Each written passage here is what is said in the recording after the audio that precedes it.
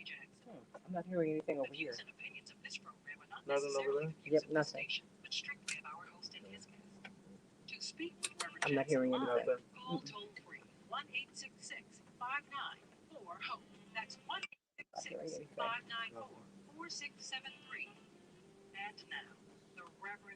Yeah, I don't hear anything. Okay, here we go.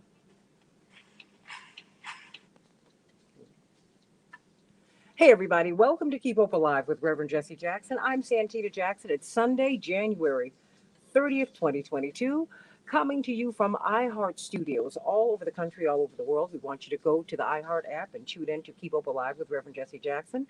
And we're on the Santita Jackson Show YouTube page and Reverend Jesse Jackson's Facebook page. I want you to get on over there and call us at 1-866-594-HOPE, 1-866-594-4673, and continue to reach out to Reverend Jackson on Twitter at Rev J Jackson on Twitter, at Rev J Jackson. The question of the day is simply this. We've had campaign promises, everybody. President Biden promised to nominate a black woman to the Supreme Court of the United States, and he has stated his intention to do that. And he also said that he was going to do something about voting rights, that was going to come through as well. Well, the question is simply this. Should he be pushed to still come through on voting rights as we're pushing for a black progressive woman on the Supreme Court? He could sign an executive order and make it all come true. So 87% of you thus far have said yes. So we want you to continue to go to at Rev J Jackson and vote and let us know what your thoughts are, because we want to know if we should be fighting both fights at the same time. 1-866-594-HOPE, 1-866-594-4673. You can stream us live right here on Reverend Jesse Jackson Sr.'s page here on Facebook, on the Santita Jackson and Friends page on Facebook. We want to know what your thoughts are, though. We've got two fights to wage. A total of 115 justices over more than 230 years have served on the U.S. Supreme Court. Only 7 of them have been people of color, 2 black men, and 1 Hispanic woman and 4 white women. That's it in the 230 odd years. So we got a lot of catching up to do. And so we want to know what your thoughts are. There's Mississippi Senator Wicker, who has said that the selection of a black woman to the Supreme Court, ironically, is fulfilling affirmative action. Well, what's wrong with that? We've had not a non-affirmative action policy for more than 230 years.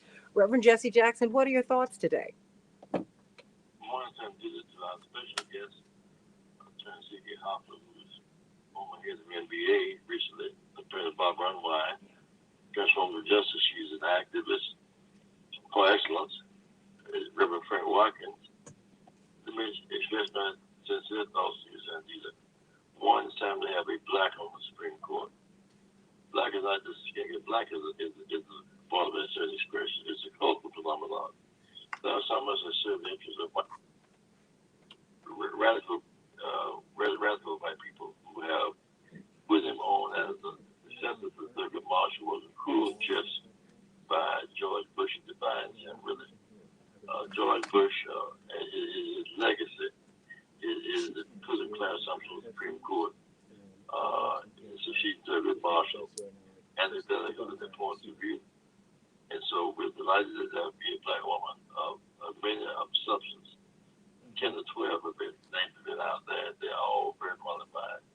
Second, as for voting, we were in column last week given Attorney Griggs' analysis last time in Barbara. It is that while Section 2 and Section 5 are in jeopardy, the rest of the Voting Rights Act is not. And so President Biden did order, he didn't order the rest of the Voting Rights Act while we fight over 2 and 5. All of that laws, if you move on that part of which is on this demand, move on that right now. Let's fight 2 and 5. Because pre-clearance is gone, but post-clearance is happening. So let's deal with post-clearance. That's justifying our need to remove, to again have pre-clearance. Thank you, Santita. Thank you, Reverend Jackson. And of course, you're joining us from Greenville, South Carolina today. And we have got a tremendous panel who are going to talk with us just about this issue. We're going to bring back Attorney Gerald Griggs from the NAACP in Atlanta, who really has been breaking it down for us, the need for an executive order and exactly how this needs to be done. We've got, of course, Attorney Barbara Arnwine, perhaps the foremost attorney in voting rights in the United States today, the founder and president of the Transformative Justice Coalition. We've got Attorney C.K. Hoffler, the immediate past president of the National Bar Association, the largest and oldest black bar association in the world, more than 66,000 lawyers. And of course, we've got Reverend Frank Watkins, who is Reverend Jackson's Communications Director Emeritus, and he is also the co-author of the book with Congressman Jesse Jackson Jr. It's the 20th anniversary edition that is out now. We urge you to get it. A More Perfect Union, Advancing New American Rights. We have got a tremendous panel to talk about this issue today.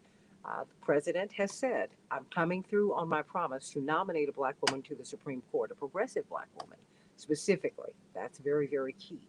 But also, we still need voting rights. And we could get an executive order. An executive order would do the trick, at least throughout this particular administration. So, should we be pressing for both? What do you think? More than 87% of you, 88% of you now say yes, we should be pushing for both. So, let's talk about it at 1-866-594-HOPE, 1-866-594-4673. And let's talk about getting a progressive black woman on the Supreme Court and getting an executive order so that we can secure our voting rights. More of Keep Up Alive with Reverend Jesse Jackson in just a few minutes. 1-866-594-4673. Yeah, like, I can't hear nothing. That's just my phone. 1-866-594-4673.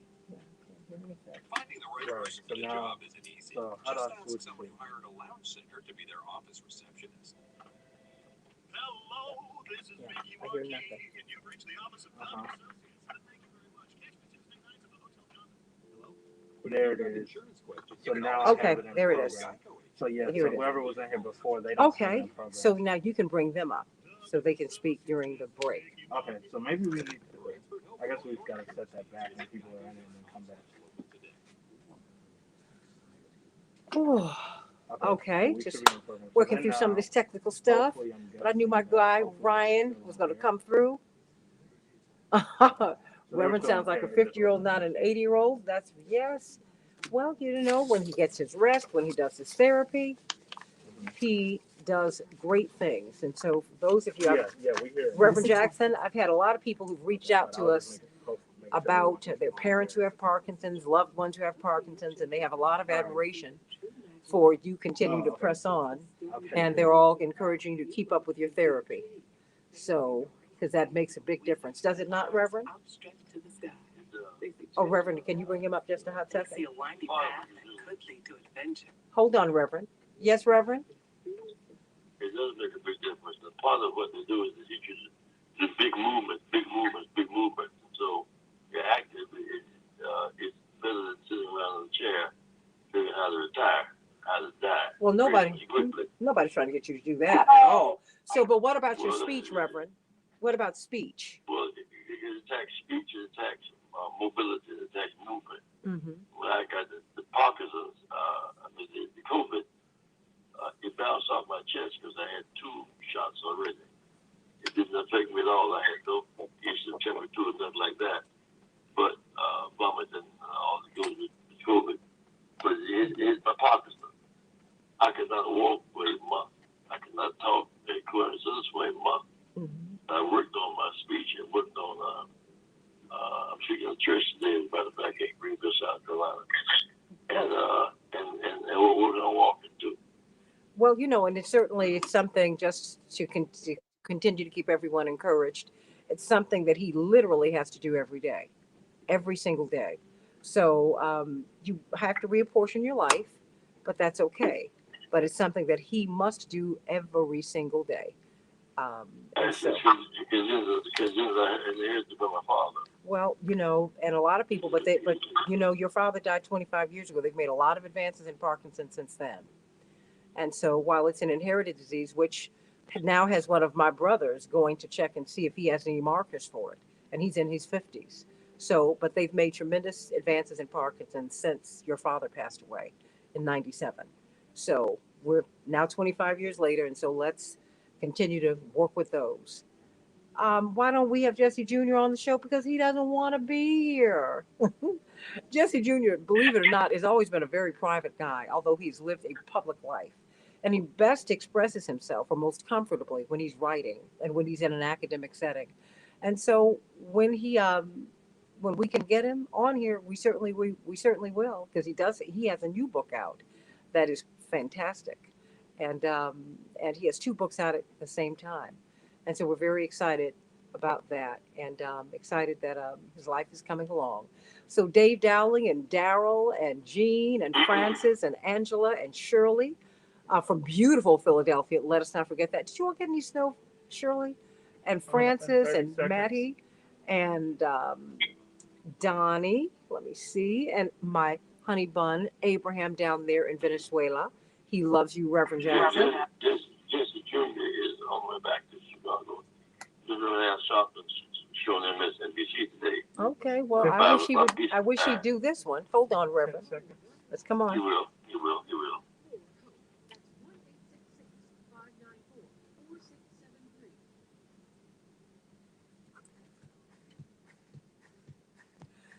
Hey, everybody. Welcome back to Keep Hope Alive with Reverend Jesse Jackson. I'm Santita Jackson. It's a joy to be with you. I hope you'll join me on my show throughout the week. I'm on the largest progressive talk radio station in the nation, WCPT, here in Chicago, but we're all over the country and all over the country because it used to be Air America, actually, and then AM 950 Radio, the voice of progressive Minnesota, and on YouTube on the Santita Jackson Show YouTube channel, which is where we are right now, along with Reverend Jesse Jackson Sr.'s Facebook page and my own, Santita Jackson and Friends. We're talking about waging two fights on really at the same time, getting an executive order signed to guarantee our voting rights, and to get a progressive black woman named to the Supreme Court. And this, Reverend Jackson, as Mississippi Senator Wicker has said that, well, this is just affirmative action.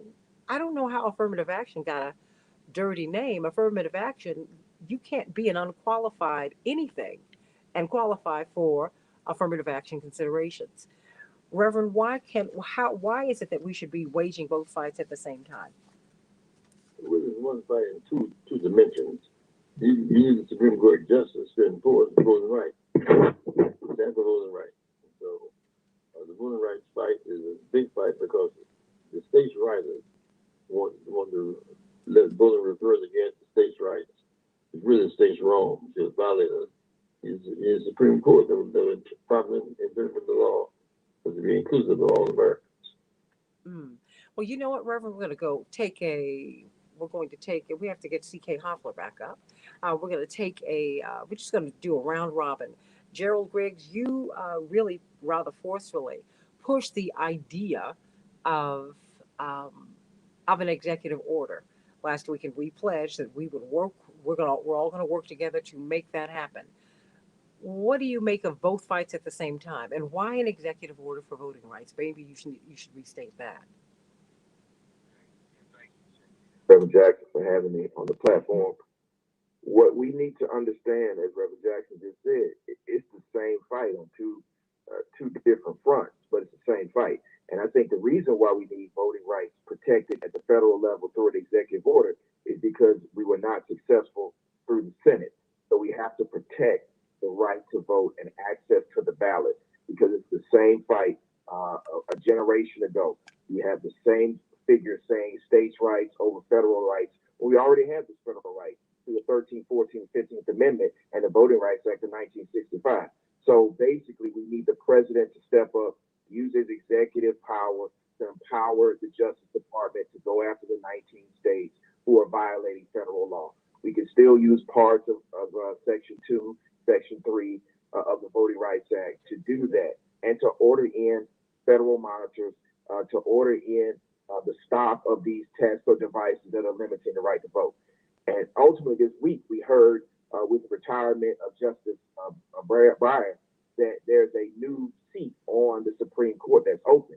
I'm supremely excited. The president has made the promise to select a African-American female jurist on the court. This will be the first time in the history of the court. And there are so many highly qualified applicants.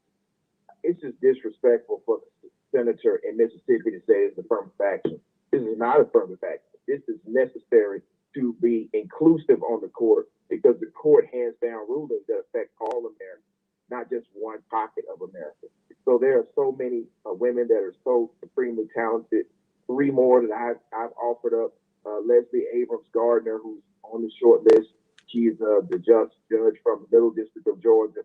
Eleanor Ross, excellent jurist here in Atlanta, Northern District of Georgia. And then, of course, my shero, Justice Leah Ward Sears, who was the first Supreme Court justice to sit in the Georgia Supreme Court, to add to those individuals. So I think we can fight both fights. Attorney Barbara Arnwine, your thoughts?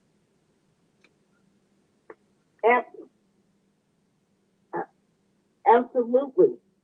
There's no reason at all why we cannot have two fights at the same time. The executive branch of the government has hundreds of employees who can help draft an executive order, which is needed after the debacle of the Senate vote on the issue of voting rights.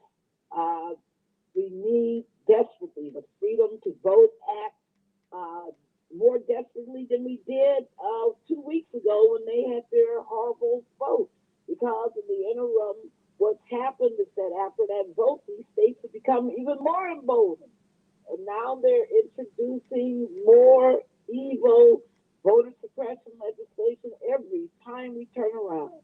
And the effect of the voter suppression legislation is really going to impact elections. Already in Texas, half of all mail-in ballot applications are being denied, they're being rejected. In crazy Tennessee and Arizona, they're saying that in order to vote in person, they're looking at legislation to make you use your fingerprint. And it's about holograms so they can track every aspect of your voting. This is just all insane and unnecessary and nothing but designed to discourage voters from participating. The other thing I want to say on the Supreme Court, without question, this court has been boring. Some of the worst written decisions we've seen in quite a while from the court. We really need, some very talented jurists added to that court to bring, more substance, more direction, more assistance. And its leadership is clearly lacking in all of those regards. And I want people to remember that Ronald Reagan, when he was president, said he would appoint a woman. And that's why you have that's why Sandra Day O'Connor was appointed to the court. He was quite clear about this. This was a man who was anti-affirmative action all the way. So I don't know, how people think that any attempt to bring diversity and a difference that's not a white male is somehow a illegitimate point. In fact, what did they say when Trump did Amy Coney Barrett? One of the least qualified women ever put on the court. But he said he wanted a woman to replace Ruth Bader Ginsburg. And nobody went crazy over that. People were very disturbed about her lack of qualifications. Yet for a black woman, we got this slate of nominees who are exceptionally well qualified. In fact, they're better qualified than most of the justices sitting on that bench at the time that they were nominated. So this is a pivotal moment.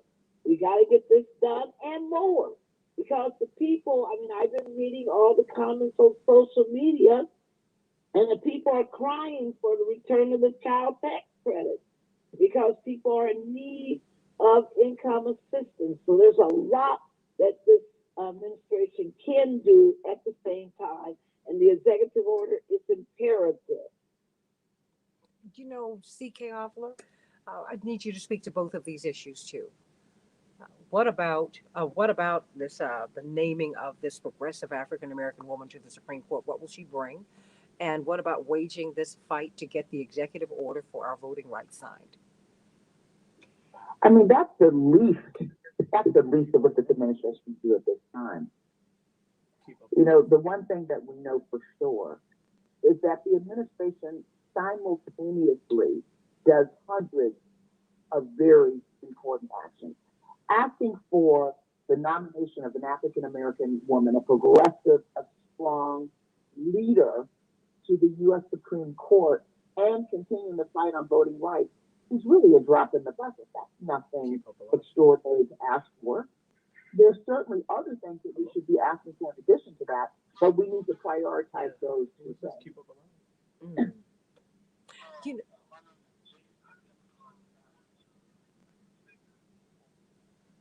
Let me just say this. When I was president of the National Bar Association, we moved to nominate a number of eminently qualified, extraordinary African-American women to the federal bench. And some of those women are now being considered for the U.S. Supreme Court. Frank Watkins, how do you see this? How do you see this fight shaping up?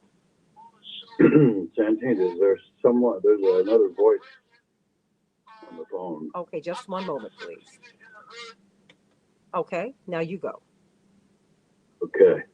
Thank you. Well, certainly we can dance and chew gum, at the same time. So I don't see any problem with fighting for a black woman on the court and to have executive orders issued on behalf of voting rights. It's interesting that you mentioned Senator Weicker using the terms. He didn't just use affirmative action. He used the term quota. Mm-hmm. So all that means is he used terms off the Republican talking points memo. If you remember when President Clinton gave his speech about race in California, what was the gentleman's name that was a black guy that was against affirmative action? Ward Connolly. Ward Connolly. Ward Connolly, yeah. He immediately, he was president, and the press, of course, came up to him afterwards and asked him about it, and he went on a tirade against affirmative action. So this is just, Frank Lunn's memo about how to treat Democrats, talk about them nasty, say they're extreme, they're socialist, they're radical, and so forth, and use these terms that trigger negative feelings among, white people. And affirmative action and quotas are one of those. It's interesting.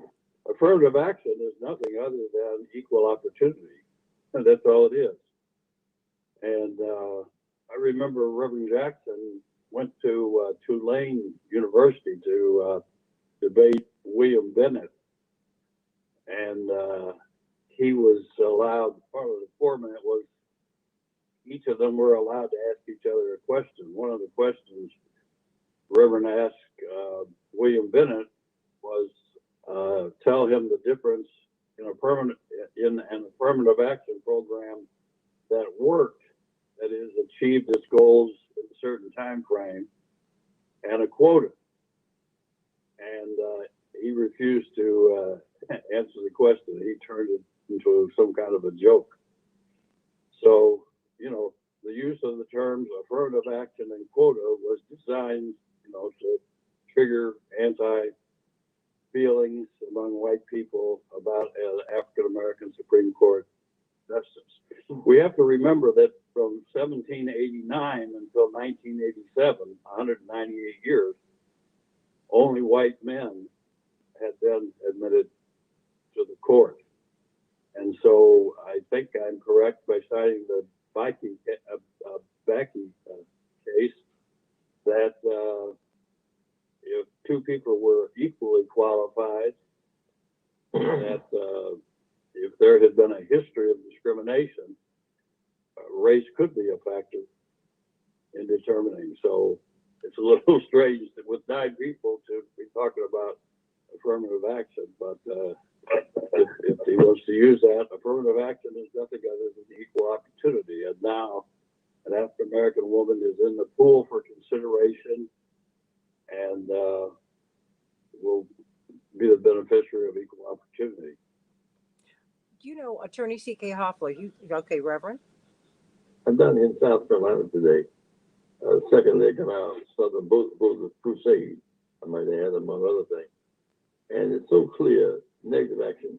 When the 64 Civil Rights Act passed, our church, Springfield Baptist Church, was burned, was torched down.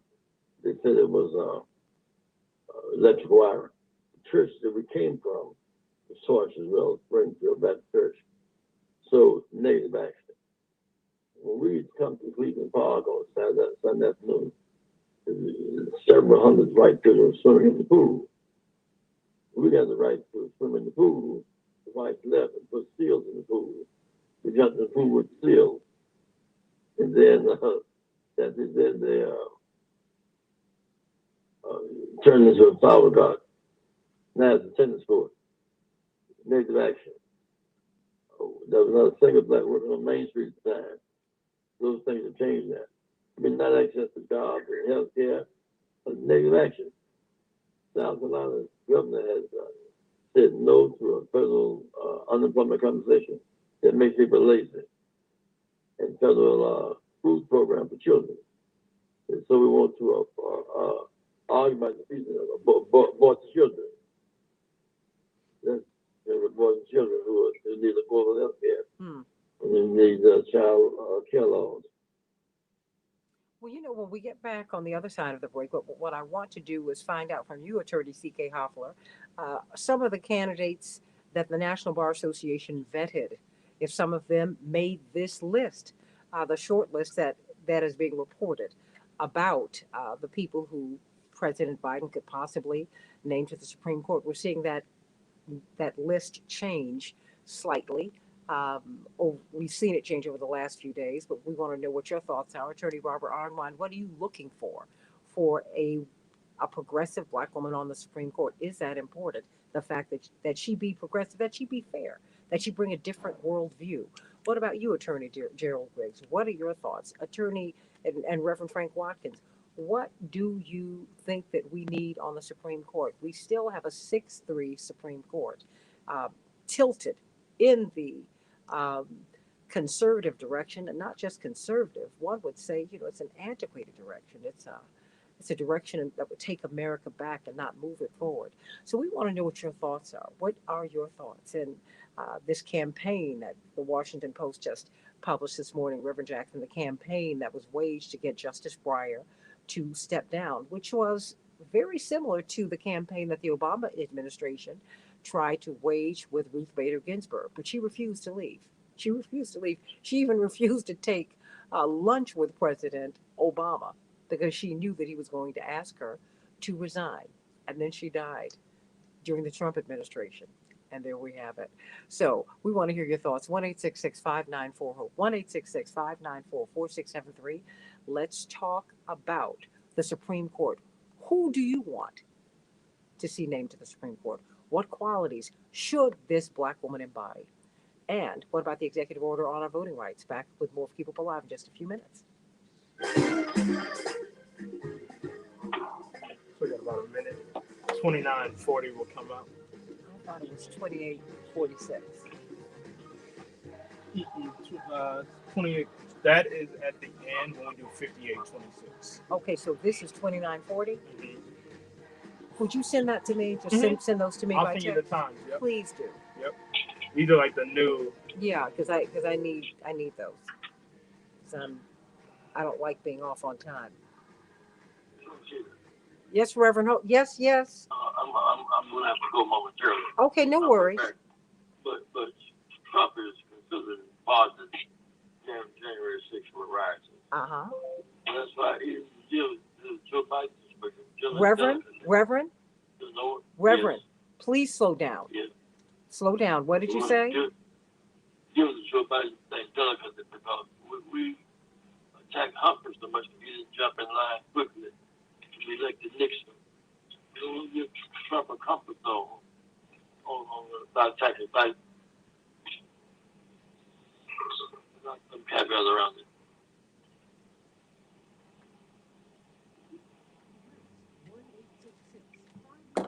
Good morning, Jay.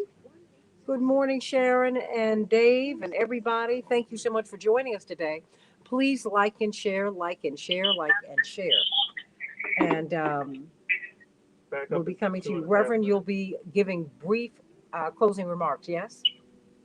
Yes. Okay, very good. Thank you.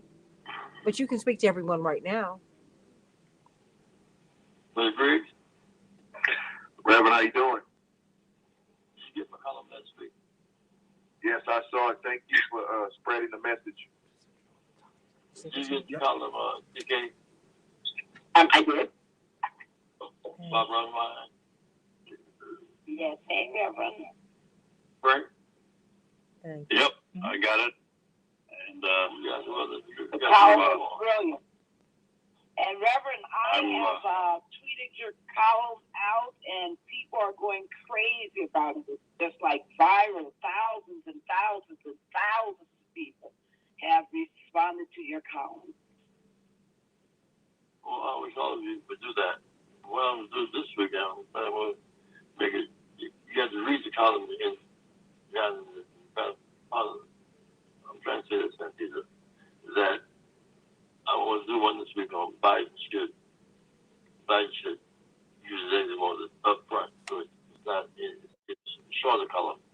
You make that point as a point of emphasis. Yep. Well,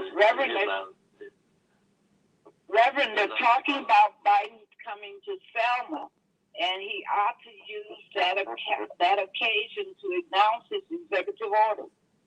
Well, he's going to be pressed to do it, which is fine. I think, that's why we've been talking about pressing him to do it, Right, because he's coming to Selma, and he shouldn't just do nothing but a photo op. Oh, He should be very substantive there. Hi, Jay. Are you serious? That's Jeremy. Are you serious? Okay, I'm sorry. Oh my God, Jeremy. You should drop him. Just kidding. Yeah. Just kidding. Don't threaten me. Put some static on Make his sure you ears. can hear all the music. That's right. Oh boy. Okay, Reverend, we're coming in. Greetings, Max Myrick from DC. Glad to know you are up. Thank you, Ra. Is it? All right, That's here we go. right. Okay, Reverend, going to come up. Yes. Stand by, please.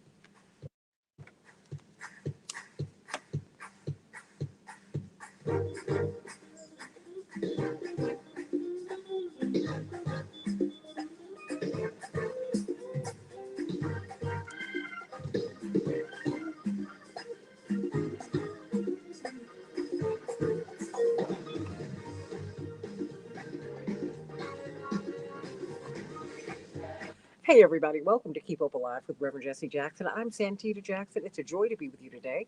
Reverend Jackson is going to be with us just for a couple more minutes. He's on a voter registration, voter awareness tour throughout the South. He will be coming back to Chicago, just narrowly avoiding those storms, everybody. Maybe coming back into some in Chicago this week. But we're so grateful that God has given you traveling mercies and continues to increase your health so you can come back here and do your therapy, Reverend Jackson. Joining you is Attorney C.K. Hoffler, Attorney Gerald Griggs, and Attorney Barbara Arnwine, and Reverend Frank Watkins. Reverend Jackson, your closing thoughts before you go.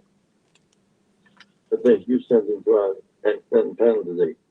I was in Georgia 2 weeks ago, kicking off the campaign. In the South, I met with officials this week. Gerrymandering here is wiping out half the black caucus in South Carolina. It's a horrible thing that's happening here. We're having a press conference today on the agenda. Let me tell you, my friend, that we will do more and more another column on Biden should use executive power. We don't want to be able to miss that. So the more you get the tweet, the copy, tweet it out on your own social media. I must go and speak at Tabernacle Baptist Church this morning, and then we'll go on to have a press conference and keep pressing, registering high school seniors and registering community college students who should be going to school free. And Mr. President, thanks to all of you. Thank God bless you. Keep hope alive, okay? God bless you. God bless you, Reverend Jackson. Thank you for being with us today. Attorney C.K. Hoffler, before we go to Attorney Barbara Arnwine and Attorney Gerald Griggs and Reverend Frank Watkins, you said that during your presidency of the National Bar Association, you vetted a slate of Black women who should be up for consideration for the Supreme Court. Please give us your criteria and it should give us some names. So let me clarify that.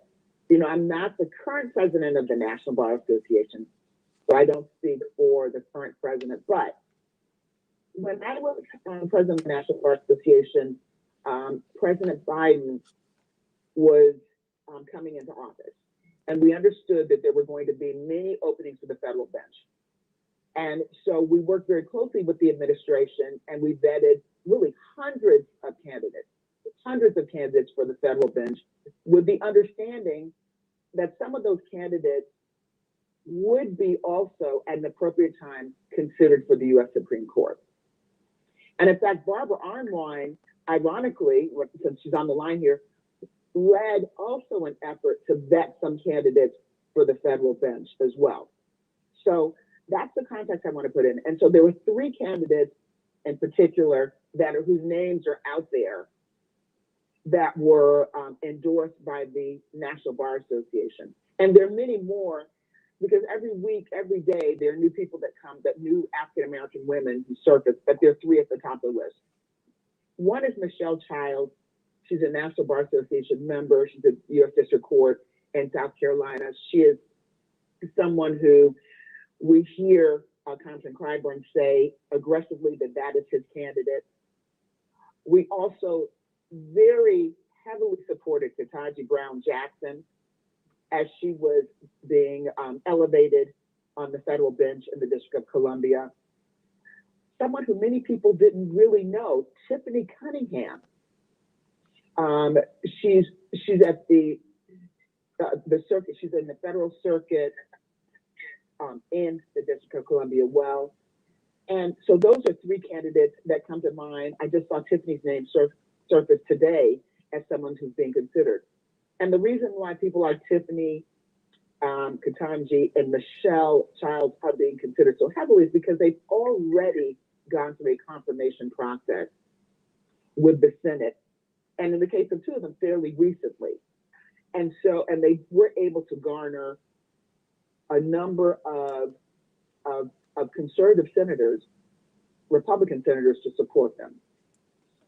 There really is not going to be a loss of qualified, progressive leaders who are African-American women who could be nominated and who could make it through, in my impression, a very rigorous Senate confirmation process. Attorney Arnwine, what are we looking for?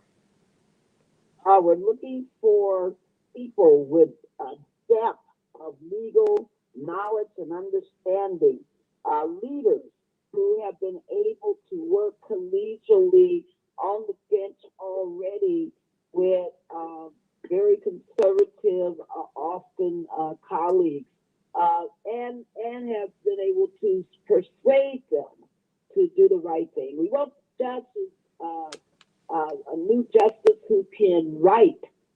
Ruth Bader Ginsburg was so eloquent, and her opinions were so beautifully crafted. Sonia Sotomayor has that gift also. But I think many of the current justices, their reasoning, their writing is very pedestrian, and that it would be great to have, someone of the stature of Ketanji Jackson, whose opinion on executive immunity is one of the most cited, most quoted opinions, because it was just so brilliantly written and so brilliantly reasoned. Remember, that's the opinion that says what? The president is not a king. So I just think people need to understand, what quality really looks like. And we haven't had that discussion in so long on the bench. And we've had these horrible, picks like Kavanaugh and Gorsuch and, going back to Clarence Thomas, who just were not what you call stars. And we need, a Black woman who can come on. Now, of course, I hate that there's always a double standard, because, as I pointed out over and over and over, that we wasted the whole slot with Amy Coney Barrett. because she had so little qualifications and has not added anything of major substance to the court at all. So it's time for a really good pick. If I had my way, it would be, frankly, I would be looking at, appointing 3 black women to the court, to have the court expand itself, because the court is so narrow, it's barely functioning, it's doing fewer cases than it's ever done in its history. It needs some serious reform, and I really hate that the commission that Biden had put together has, floundered in essence in its work. So there's a lot that needs to be done for this court, and a black woman is what's needed in this moment. She can come in there. All these amazing candidates have an incredible leadership, incredible intellect, incredible perspective. I think it's precisely what is needed historically at this moment to make this court respond to modern times. Well, thank you, because we don't think about the collegiality that these justices, just very quickly, Attorney Arnwine, they talk amongst themselves, or is it the clerks who do that, or how does that work? Well, it's mainly the judges, the justices, speaking with each other, and it makes a big difference, frankly. And we know that Justice Marshall was extremely influential with Sandra Day O'Connor. That his interactions with her had a lot of impact. We know that Clarence Thomas right now, that his leadership on the bench among the conservatives is extremely powerful. It's negatively powerful. It's horrible. It's resulting in some of the misdirection of this court. But you need a leader. You need people who have the ability to by pure intellect, by pure power of thought, to be able to make at least their colleagues from the bench squirm and think. Ruth Bader Ginsburg had that ability without question, where she definitely forced her colleagues to respond to her reasoning extensively in their opinions when she wrote a dissent, because her dissents were so excellent. So there's a lot to be done here, and the reality is that none of us know, what will happen with that bench over the coming years. So you want a solid pick, somebody who's going to be able to sit there and really just shine. And that's what I love about all these candidates, is that they would shine, including, of course, Sherrilyn Ifill. We're not just looking for people who have been on the bench. Kagan had never sat on the bench. Amy Coney Bennett had only sat on the bench for less than 3 years. Thomas hadn't even sat on the bench for even 2 years. So there's a reason to look at somebody like a Sherrilyn Ifill, who has been brilliant, and is a great legal theorist. So there's a lot of good, incredibly qualified black women. Our bench is deep. Sure. It's like, CK, there's probably like 40 women out there that are just amazing. Mm-hmm. Absolutely. Really radically transformed this court.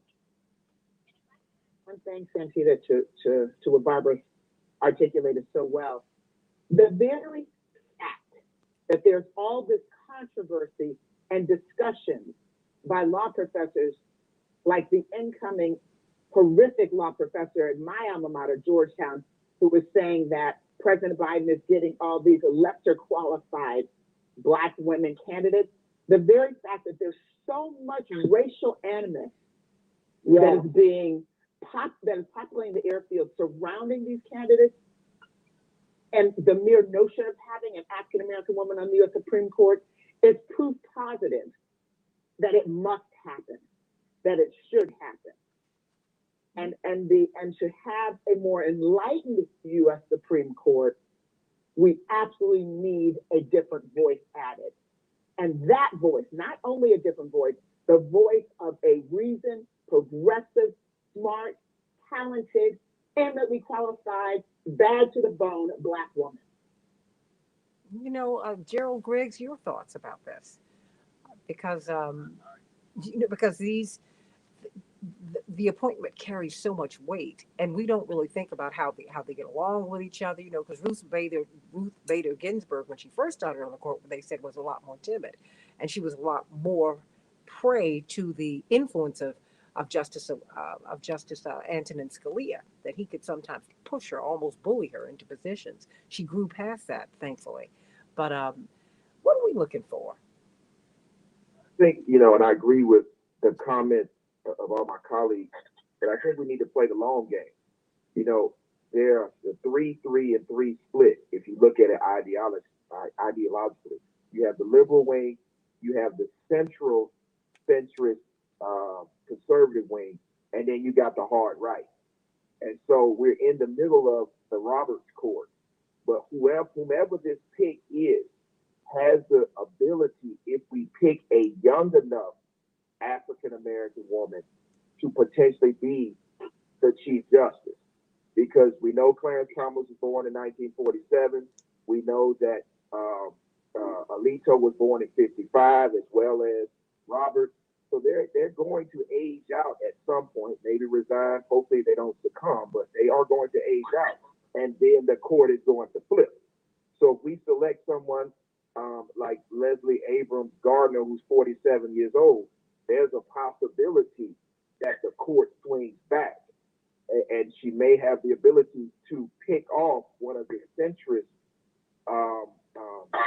right part, conservative wing of the court. So I think that we have to play the long game.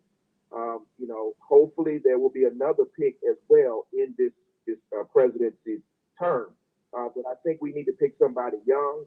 I think we need to pick somebody that's ideologically on the liberal or progressive wing, and make sure that we protect that pick. So I think that all of the individuals that have been stated are great. I also agree Cheryl Eiffel would be in the model of Justice Marshall, which is what we need more of. But we need to play that long game. So the list needs to be constricted to people that are born in the 70s or the early 80s. We have enough octogenarians in the Congress now. We need to start packing the court with people of the new generation and the next generation. You ageist, you. We're going to put him off the phone. Yes. In the 80s, you and I think we were.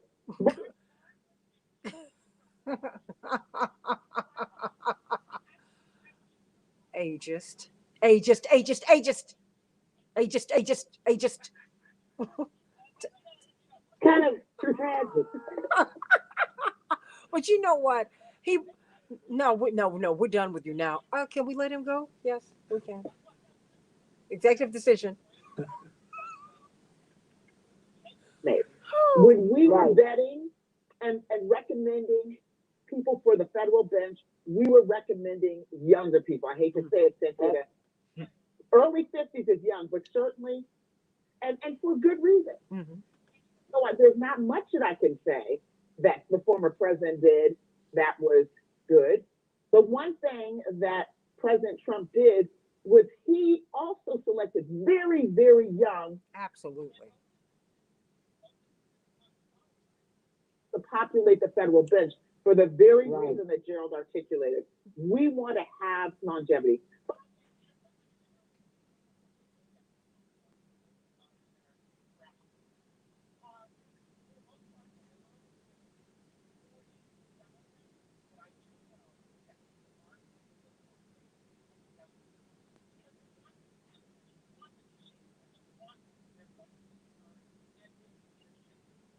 Sure.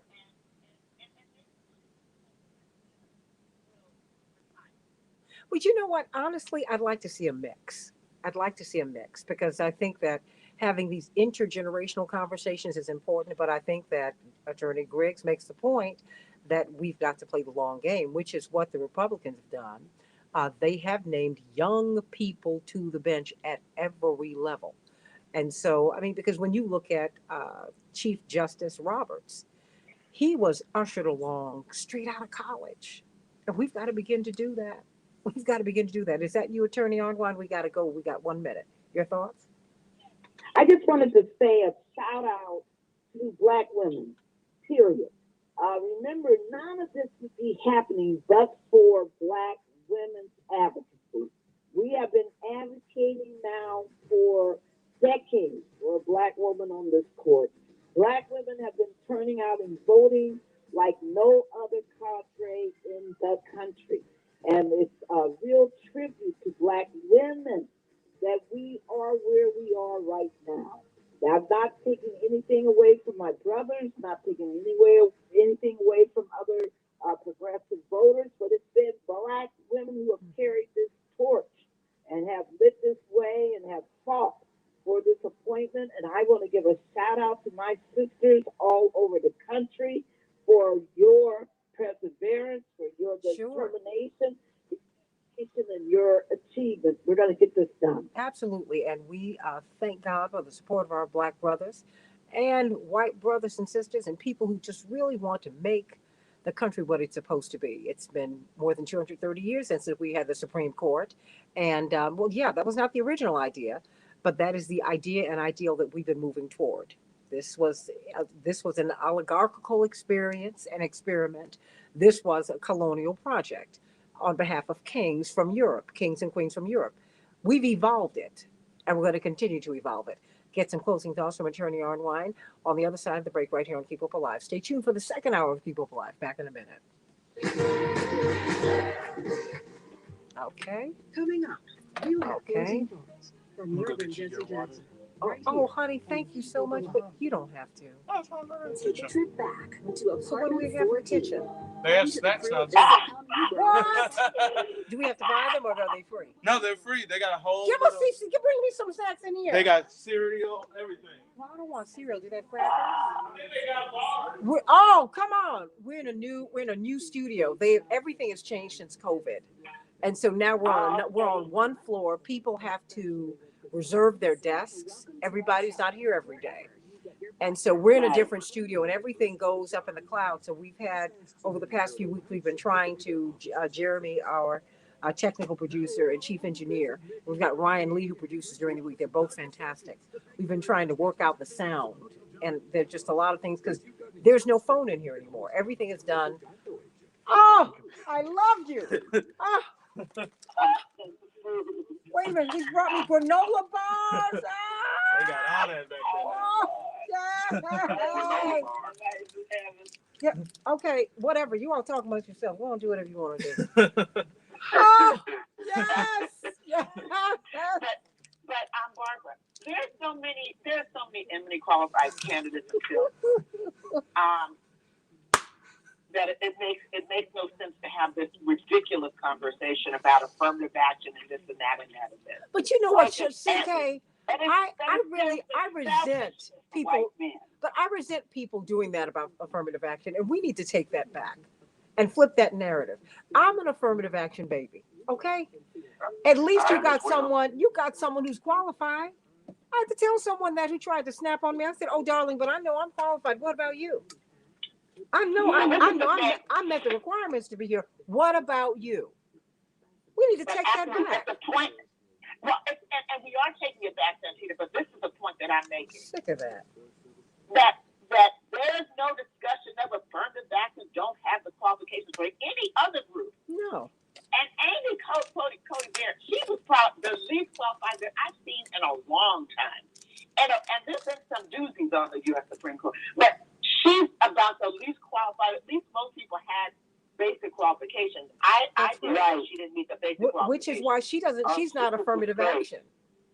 She was a legacy. How about that? She's legacy. She is legacy. When we come up, we'll have about. Stand by. How much time are we gonna have? About 2.5, 3 minutes. Okay. What we're gonna have, Barbara. You're gonna get 1 minute to close. Okay. Okay. Okay. Fantastic. We'll and I'll get get 7:58:26. 7:50 is with that clock. Yep. 7:58:26. Okay. Because I've got and then clock here. Okay. And the one thing I will hand to the Biden administration, they have looked at diverse backgrounds. People who have been on, who worked for legal aid, who worked for who've been public defenders, right? Public defenders, and not just people who have gone to the very traditional track. And so that's why, and that is relatively new. That's a new concept, and they've been wanting to be on the Supreme Court. But I think the country also, to their credit, they're paying attention. The country is also moving in that direction.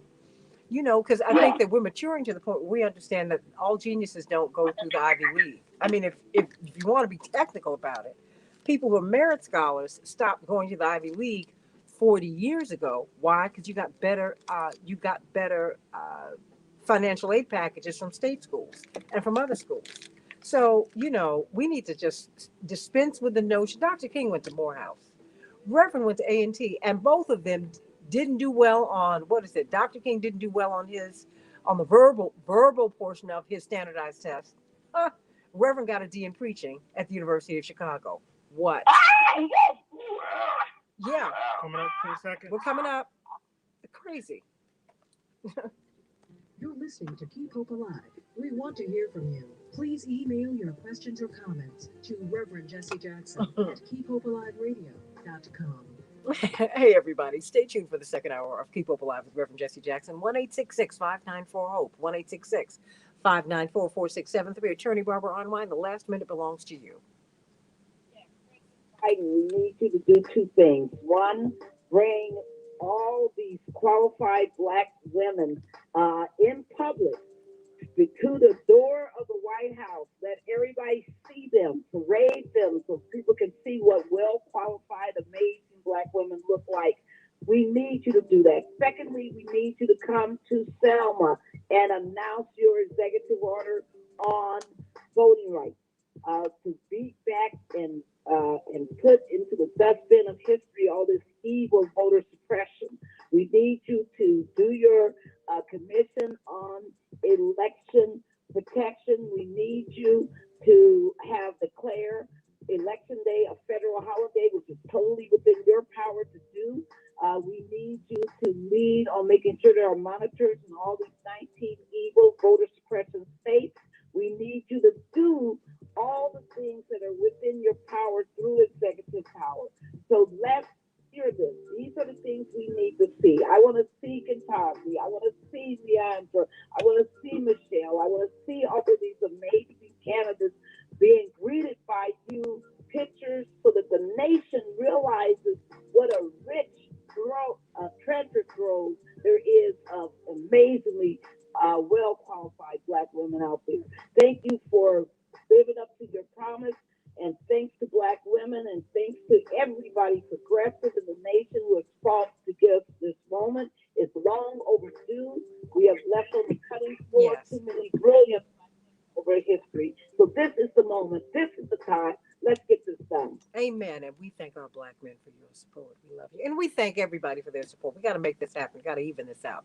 As my girlfriend from Heart said, even it up. That's right. That's right. Ann and Nancy Wilson. Love them. Everybody call us at 1-866-594-HOPE. 1-866-594-4673. Let us talk about getting a progressive Black woman on the Supreme Court. That is a progressive perspective. A progressive perspective. And getting an executive order for voting rights. Back with Most Keep Hope Alive. To Keep Hope Alive with Reverend Jesse Jackson. For more information on upcoming shows and guests, please visit our website at www.keephopealiveradio.com. Attorney Arnwine, we thank you so much. We've got limited lines right now. So no, I'm ready to go. No, I know. No, I appreciate it. I got to go. No. I got a plane coming up. I appreciate it. We just I'm have a. No, I appreciate it. I'm not putting you out. We just have a new system, and I don't have the lines I used to have. Oh no! I have to go. But no, extraordinary that I made it in the first place. I gotta go. We love you and thank you. All right. Thank you. Bye. Okay, Max Myrick, we're going to come to your question about Black men continuing to be under assault after a Black woman joins the bench. And then I think we need to even up and get another Black woman on the bench, Max. All right, I'm going to get coming up now, and then I'll get the next two callers. I'm going to let everybody answer that. Okay, no worries. Okay, well, this will be a quick in and out, so we can.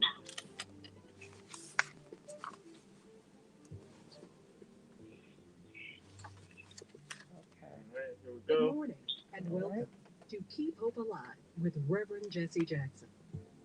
The views and opinions of this program are not necessarily the views of this station, but strictly of our host and his guest. To speak with Reverend Jackson live, call toll free 1-866-594-HOPE. That's 1-866-594-4673. And now, the Reverend Jesse Jackson. Hey, everybody. Keep Hope Alive with Reverend Jesse Jackson. I'm Santita Jackson. Reverend Jackson joined us in the first hour. He's in Greenville, South Carolina, traveling through the South. Yes, he is on a voter registration tour, voter awareness tour, and much like he's been doing all of his throughout his whole ministry.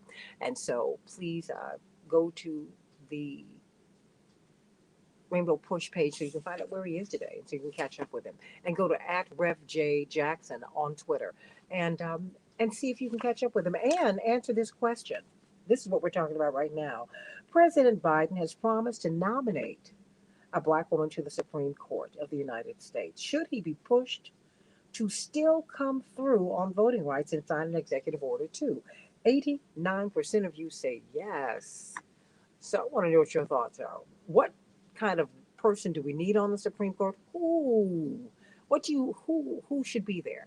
What qualities do you want her to embody? Do you want her to come out of the Thurgood Marshall, School? That would be wonderful. That would be needed at this time. Do you need someone who's been a public defender? Do you need someone who's been a prosecutor but who's been progressive in their approach to prosecuting criminals, particularly criminals who are nonviolent offenders? I mean, what do you need them to be? We want you to call us at 1-866-594-HOPE, 1-866-594-4673. And what about the Mississippi senator who said this is affirmative action hire, that you're meeting a quota? Think about this, everybody. In 232 years of the Supreme Court, it was instituted in 1789. We've had 115 justices. They were white men. We've had 2 black men. We've had 1 Hispanic woman and 4 white women. That's it. Since 1789. That's it. That's all. What do you think about that? Now you're talking, that's not even affirmative action, because the last Supreme Court justice who was confirmed, Amy Coney Barrett, was, according to every metric, the least qualified jurist affirmed to the Supreme Court. Confirmed there. Least qualified. So, that's not affirmative action. That's what you call legacy.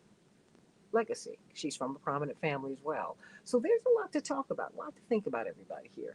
What qualities do you want this person who is being nominated to the Supreme Court? What qualities do you want them to embody? What about their powers of persuasion? What about their ability to get along with people? I mean, these are things that we need to start discussing when we nominate someone to the Supreme Court. Because if you have someone who, say, behaves like Neil Gorsuch, you know that your colleague, Justice Sotomayor, has health problems. She's diabetic and she's immunocompromised. She has only asked that you wear a mask, and he refused to do that. Whether you're vaccinated or not, you need to wear a mask, because the vaccines do not prevent infection or transmission. They prevent you from getting very, very ill. In many cases, not in all cases, from going into the hospital. So she just said, if you just wear a mask when we're in my presence, that would help me out a lot, kind of help my health. He refuses to do it. So those are things that we need to be looking at. Believe it or not, it's the little things that mean a lot. So let's talk about getting a fair-minded black woman named to the Supreme Court, a progressive. What about getting an executive order signed for our voting rights? We still need that. We're still hanging out there, everybody.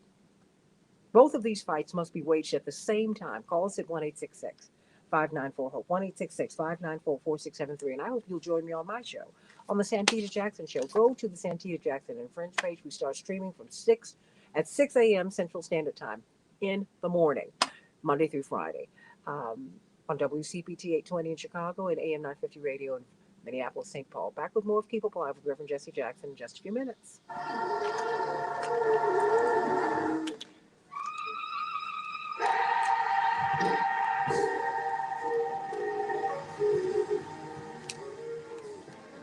Your opinion Okay, great. 1-866. Okay, everybody. Great, great, great, great, great. Okay. CK and Frank and Attorney Griggs. Oh, CK trying to sound so mild and meek. I love it. Precious. Did you say yes? Okay, that's good. I love it. Oh, I love it. All right, David, keep up a lot. I know she tears them up in the courtroom. Oh my gosh. Santita, Yes. why is there a echo when I speak? I don't know, but I'll find out. Yeah, it's very distracting. I think when I speak too, there's an echo. Okay. Like there's an echo now. Yeah, I hear the echo. Do you hear it when you're speaking now or when you're on the air? Oh, Well, I heard hear it when the I'm on first the air. time I was on the air, but then the second time I didn't hear it. So, but the first time I spoke on the air, there was a lot of Okay. static and I can echo. double check, but I know with the art show over there too, sometimes if I have it in queue when it's louder, Okay. sometimes I can cause they hear the playback. Okay. on there. Well, we're working on it. Thank you so much. And we have someone calling in. All right, let me get Attorney Daryl Jones on. Oh, David Masiotra. Hi. Hello, Santita. How are you? Oh, you missed Reverend today. Of course, he let me know just before he came on there that he had to preach this morning. So there we go. Oh, well, I'm glad he's at it this morning, but I'm sorry that I missed him. Mm-hmm. They'll give him a call a little bit later this afternoon. Does he? I know that he had lost his phone. Does he have a new one now? And it's the same number? I'm going to send you another number of someone who is with him. Okay. And if you cannot get in touch with him, call me back. All right, I will. Thank you very much. Attorney Daryl Jones is on with us now, too. Attorney Jones, how are you? Hey, good morning, Santita. Doing well, thank you. Wonderful. We've got Attorney Griggs again with us this week, and we've got Attorney C.K. Hoffler. We've got a brilliant thinker, a brilliant intellect, an author, social critic. He writes for Salon Magazine, and his newest book is I Am Somebody, Why Jesse Jackson Matters. All right, Bobby, I'm going to get you on hold, okay? David Masiotra. So. Thank you, Santita. Oh, no, thank you. You know, you and I both love Gore Vidal, so you know how that is. Oh. That was one of the ways we bonded. I know. I love that man. I just love him. Oh. And I have to tell you, it was one of the highlights of my life. I think it was like at the end of the 88 campaign, I think Vanity Fair, did the Q&A with him that they do at the end of their Keep Up Alive magazine, at the end of each monthly edition. And he said, who's the person you most admire? And he said, Reverend Jesse Jackson. I said, I almost fell out of my chair. I quote that in my book. Oh, he said that I know. He said that Reverend Jackson was the most courageous man in America. It knocked me out because I've always felt that way about him. And plus, his books are so snarky and hilarious. Oh yes, he was hilarious. He's a deep insider, and he would just drop so much mess. I was like, now he is just being just a little itchy, but I love it. The and brilliant, it's of course sad now that all of his predictions are coming to pass. They absolutely are. Everyone accused him of being too grim and fatalistic. Well, he's having the last laugh, as it were. Yeah. Unfortunately for us. Or shedding the last tear. Right, exactly. Coming up in 30 seconds. What did he say? We could have achieved civilization, but we chose empire. Yes. Wow. We had an opportunity. Here we go. Okay, stand by, everybody. To Keep Hope Alive with Reverend Jesse Jackson. Call 1-866-594-HOPE. That's 1-866-594-4673. Hey, everybody. Welcome back to Keep Hope Alive with Reverend Jesse Jackson. We're talking about an executive order on voting rights and getting a progressive black woman, a fair-minded black woman, named to the Supreme Court. I mean, getting her through the confirmation process. What qualities should this new member of the court embody?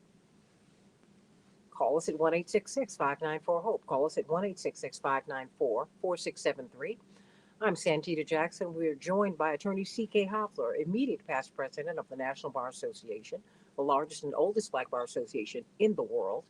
And, of course, she's the chair of Rainbow Push as well. Attorney Gerald Griggs from the NAACP of Atlanta, brilliant civil rights lawyer, social activist, who's been helping us to understand why it is that we need an executive order for our voting rights and why we need to press. He makes a tremendously compelling case about why we need to press the president to do this right now. He could do it. He could do it today. He could. Attorney Darrell Jones, chairman of the Transformative Justice Coalition. We just heard the founder and president in the last hour, the brilliant attorney Arnwine, Reverend Frank Watkins. He and Congressman Jesse Jackson Jr. have a new book out. Well, should I say the 20th anniversary edition of it, 21st. A More Perfect Union, Advancing New American Rights. Max Myrick sent me a picture this morning saying, hey, I have that in Congressman Jackson's newest book, which is Finger of God. It's both fantastic. And we're going to start off with you, David Maciotra. Your latest book is I Am Somebody, Why Jesse Jackson Matters, which you've written about Bruce Springsteen, President Barack Obama, John Mellencamp. So much brilliant work you've done. And of course, we can read you in Salon and among other publications. What about naming a black woman to the Supreme Court? Specifically, not a Clarence Thomas type, but a progressive black woman, someone who might have been a public defender, someone who sees the world from the bottom up, right? And what about an executive order for our voting rights? It's a lot to throw at you, but I know you can handle it. David Maciotra, you got it. Thank you for having me on the program, Santita. I'm happy to talk about the issues in these pivotal, crucial times. To go in reverse order and begin with the executive order on voting rights, I agree with the illustrious attorneys on your panel that the time has come for President Biden to move ahead with that executive order, because if we do not protect the right to vote, and if we do not preserve the universality of the franchise, we no longer aspire toward a multiracial democracy, but we regress back into a white supremacist fiefdom that was this country before 1965. Many people who break out the flags and host parades to celebrate the so-called great democracy of the United States forget or neglect to mention that we've only existed as something resembling a multiracial democracy since 1965. And as you were kind enough to tell the audience, I've written a book, I Am Somebody, Why Jesse Jackson Matters. There are people, including heroes like Reverend Jesse Jackson, still alive today who can tell us what it was like in American apartheid. So this is hardly ancient history, and we're regressing, moving back into it.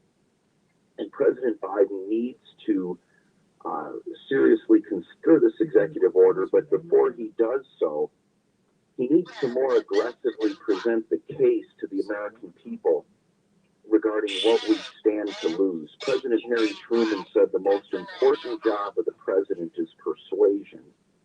Similarly, President Kennedy said there are many days when a president's words are more important than his actions because legislation is in gridlock. So Biden needs to take this case to the American people and overwhelm the discourse by explaining exactly what is so important here. Senator Elizabeth Warren has been discussing this case in Georgia of a 95-year-old World War II veteran whose ballot for a mail-in application to vote, or excuse me, application for a mail-in ballot was rejected. That's the kind of story that needs to go wide. So everyone's discussing this. And at the time when our democracy is under threat, and civil rights are under threat, and women's rights are under threat, and LGBT rights are under threat, it is especially urgent that President Biden begin to shift not only the demography, but the ideology of the Supreme Court by, as you suggest, appointing a progressive, social justice oriented Black woman for the highest court in the land, so that she brings not only expertise and a vision of justice in America to the bench, but also a set of experiences that can inform her as to what is life like on the underside of the American dream, not just in the Ivy League classroom and the corporate boardroom, but in the poor neighborhood, on the family farm, in the barrio, on the inner city street, and so on and so forth.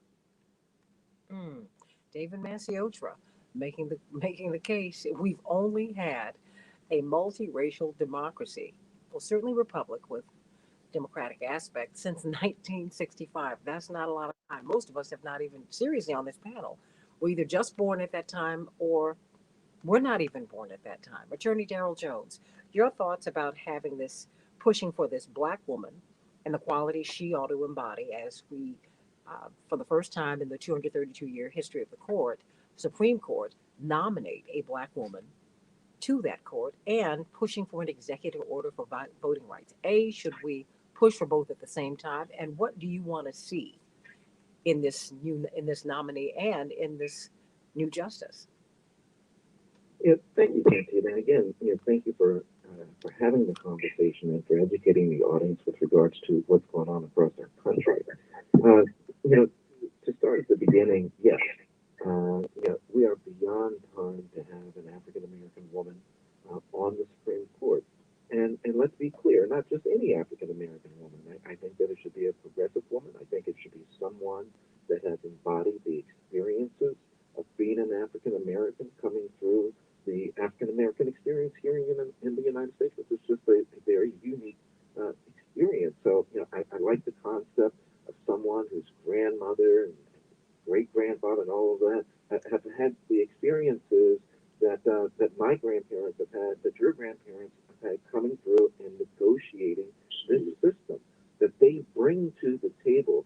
And so long as they stay true to their values, they bring to the table their experiences to the Supreme Court, so that when the question of stop and frisk is presented to the Supreme Court potentially again, or something along those lines, they can actually draw on experiences from family members, probably, or at least have a real appreciation for what it's like on the streets and what actually has happened. It's that real life experience that I think is important to be brought to the court. And at this point in time, and I don't go by Ivy League versus non-Ivy League, because certainly I'm confident that there are people that have the Ivy League experience that also have the street experience. But what I'm focused on is that holistic experience of having the African American structure and what we've gone through in this country represented on the court. And I don't think there's any better way to have that represented than through the lens of the African American woman and all that she has experienced going back through slavery. All of that is what is brought to the court when this woman is appointed to the Supreme Court. And I'm confident with the names that I've seen so far. I'm very confident with any of them with regards to them holding true to their values and holding true to their experience. So, with regards to the preparedness, the readiness, the timeliness of it, it's time. I tell you one thing that I am concerned about. I am concerned about if some of our folks on the other side of the aisle, or some of those that are anti-Black woman to the Supreme Court, start taking aim and start saying, and I've heard them say that, you got to focus on qualification. You got to focus on qualification. We've never heard anyone say that they're not focused on qualification. Okay, so, we got to be certain that we hold the line on that we don't let them control the narrative of somehow being able to implicate or indicate that having a Black woman, an African American woman on the Supreme Court, somehow that they're not as qualified as Amy Coney Barrett, who went to Notre Dame Law and Liberal Arts College and somewhere in Memphis, Tennessee, I think. So we know that the qualifications are there. We know that the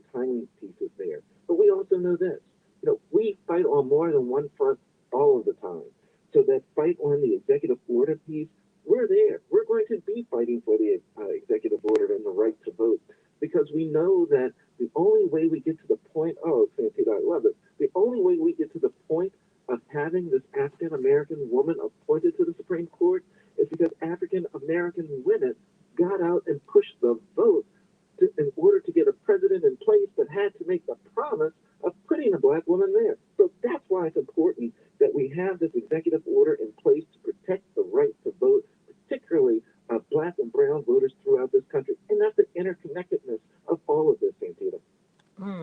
Let me hear from you, Attorney Gerald Griggs. Your thoughts.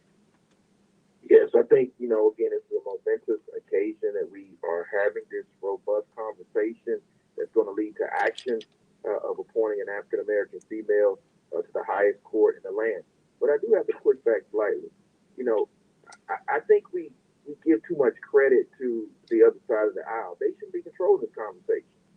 All of the women that have been are being bantered about right now are eminently qualified. You don't have to go to an Ivy League school to sit on the court. It's just that simple. And there are some law schools, not Ivy League, that can say that they are the only law school to have both a chief justice and a president. So when we start this conversation, it should end with a robust discussion of what it means to be American, what the American experience is, and does the court reflect that? And currently, it does not. So it needs to be more diverse. It needs to speak to all of the life experiences of 330 million Americans. And I think an African American woman who is versed and steeped in the history of this country, the experience of what it means for 40 million African Americans to be in this country and to still fear police violence, to still fear the criminal justice system, to still be economically disenfranchised. That needs to speak to the African American experience and to inject that into our legal discourse. So any woman, African American woman who brings that perspective, it's enough prosecutors on the bench. We need diverse experiences that are outside of the norm, outside of the track that reinforces white supremacy. So I'm so excited for this robust conversation. I've injected 3 other names that need to be in this discourse. And the last point I would give, and I would respectfully say this, there's only one state in the union that has sufficiently protected the American democracy in this last election, and that's Georgia. And so I would hope the President of the United States, in making good on his campaign promise, with an eye towards Georgia and several eminently qualified African American women that are members of the bar, members of the bench, who can deliver for the American people, just like Georgia did in 2020 and 2021. It's time for the president to do more than speak. He needs to act and reward Georgia for what they did. Attorney C.K. Hoffler, your thoughts. Well, Attorney C.K. Yeah, I'm sitting here in Georgia, and so I am definitely in favor of having, and I believe they are mixed in the pool, the eminently qualified candidates from Georgia. We have seen Leslie Abrams' name submitted out there. She was on the first place that I saw out there. Leah Sears is probably one of the most talented jurists out, without a question. She was on the Supreme Court of Georgia. She's an incredible appellate lawyer. She's one of the founders of GABWA, the Georgia Association of Black Women Attorneys. She has exactly the temperament that we need on the U.S. Supreme Court. Eleanor Ross, similarly, here in Georgia, I think all 3 of the candidates that Gerald has suggested, I would promote in a minute. I'd advocate for in a minute. In addition to the others that I have said are eminently qualified who are front runners. There's a plethora. There's so many incredible African American jurists who could sit on the U.S. Supreme Court. And of the front runners that we see in the public, all of them have also received support by Republicans. So what is going to be the question is, for those that received the support by Republicans in the past when they were confirmed to the federal bench, and some of them in the very recent past, within the past year, will they get that support this time? Or will the Republicans vote in a block the way they're accustomed to doing? Either way, an African-American woman can be, should be, and would be confirmed if the president pushes aggressively and makes good on his promise, which I'm sure he's going to do. I'm sure he's going to do it. But let's be very, very clear. There are no less than probably 50, and if I spent more time, I could come up with another 50 eminently qualified African-American women who could serve on the U.S. Supreme Court and run circles around the current justices. Frank Watkins, step back, because you have a wide lens, a wide historical lens through which to view this particular moment in which we find ourselves. Ideology is important. We have a states' rights court currently, and it's their decisions that led to the Cruikshank and Slaughterhouse cases that ended the first Reconstruction. Their views about states' rights. The same now.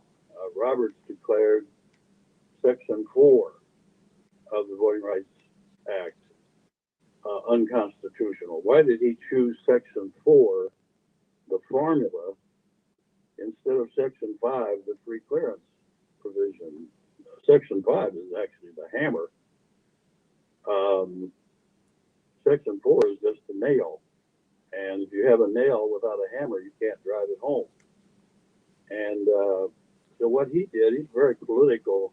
Every Supreme Court justice is political, but he's super political.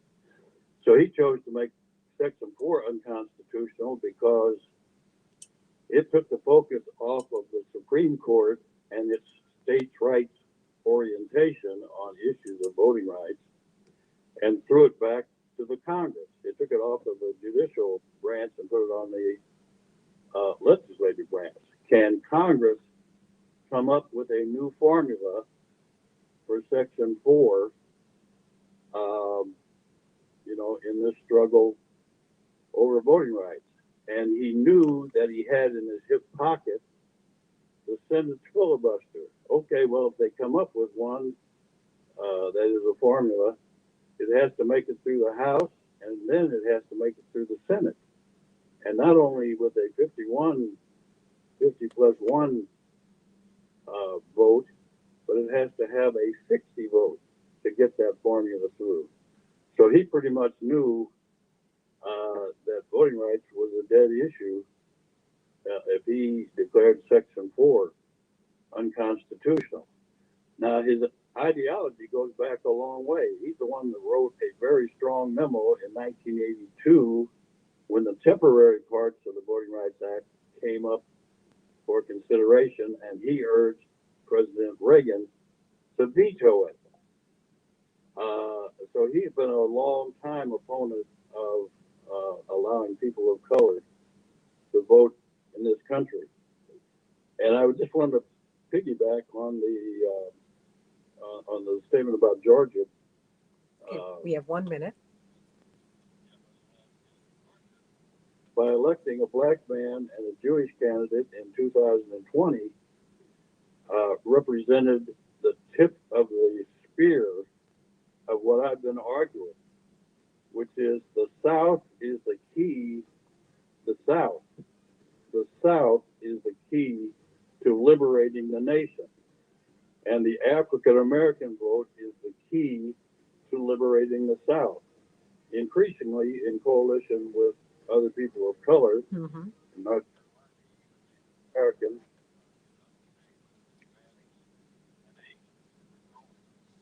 Population in the South. Absolutely.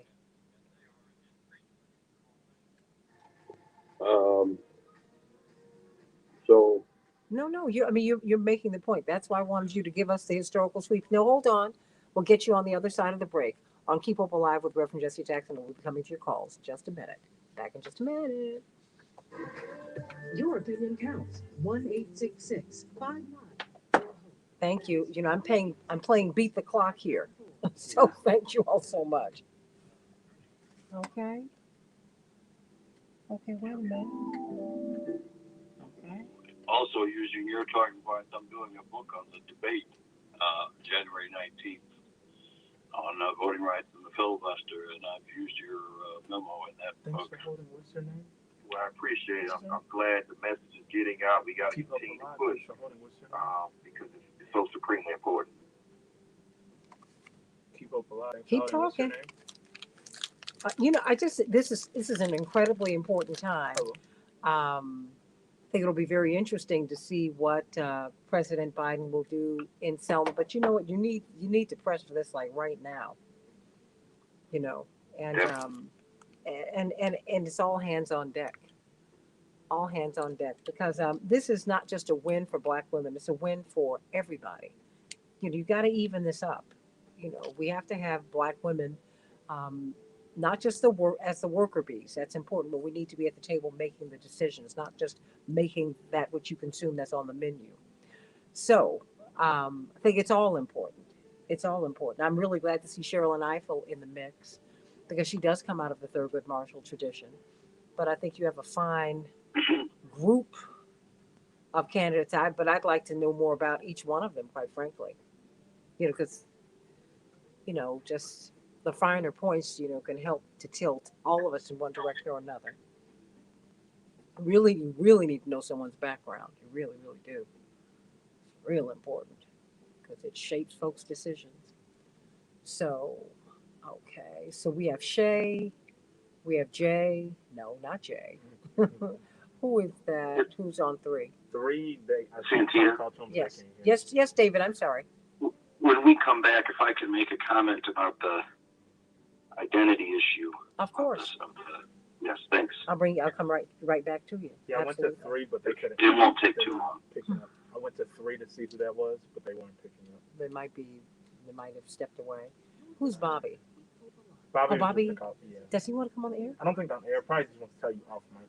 Okay, well, just tell him that I'll come to him. Okay. Just so, but during the break.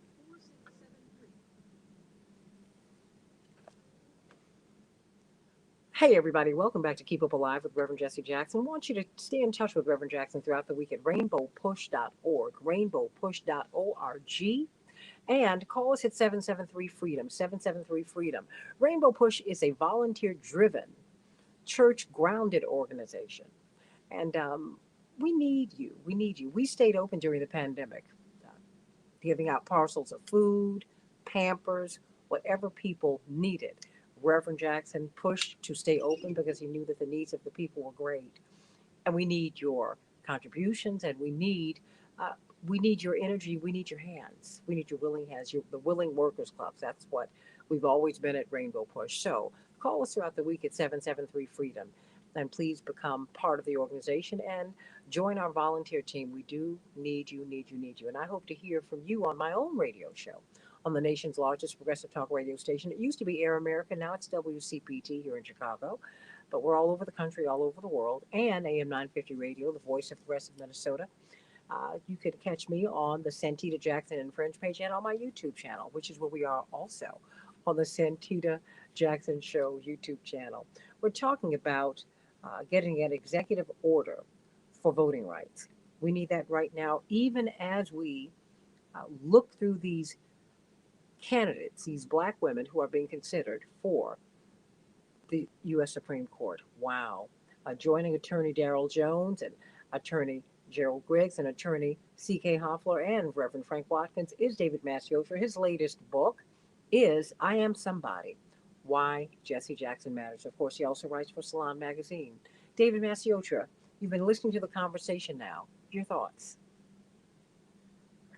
To add, earlier, one of my co-panelists referenced that the other side is saying in a subtly racist way that the Biden administration should focus solely on qualifications and not race or gender. I say that's subtly racist because the implication for many to take away from that would be that a black woman doesn't have the qualifications of someone else, and we know that's a dangerous lie.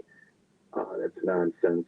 But to go a little further and deeper with that point, for most of this country's history, it was always assumed that positions such as the presidency, such as the next Supreme Court justice appointment, would go to a white man. And this is the way in which the system itself had worked, with the undergird of a racist, white supremacist, sexist culture, that a president, or that you could have candidates run for president, two white men, without any question as to why, in this diverse, multiracial, multi-ethnic country, it was always white men up until 2008. And one of those white men would then, more often than not, appoint a white man to the Supreme Court. Again, without any questions as to, are these the most qualified candidates available? Who are we excluding? And that indicates a certain foundational reality to ideas like critical race theory, CRT, to ideas like systemic racism, to ideas like white privilege. The privilege being that whiteness is assumed normal and universal, whereas everything else is assumed particular and abnormal. That simultaneous with these discussions about voting rights, about the Supreme Court, about civil rights,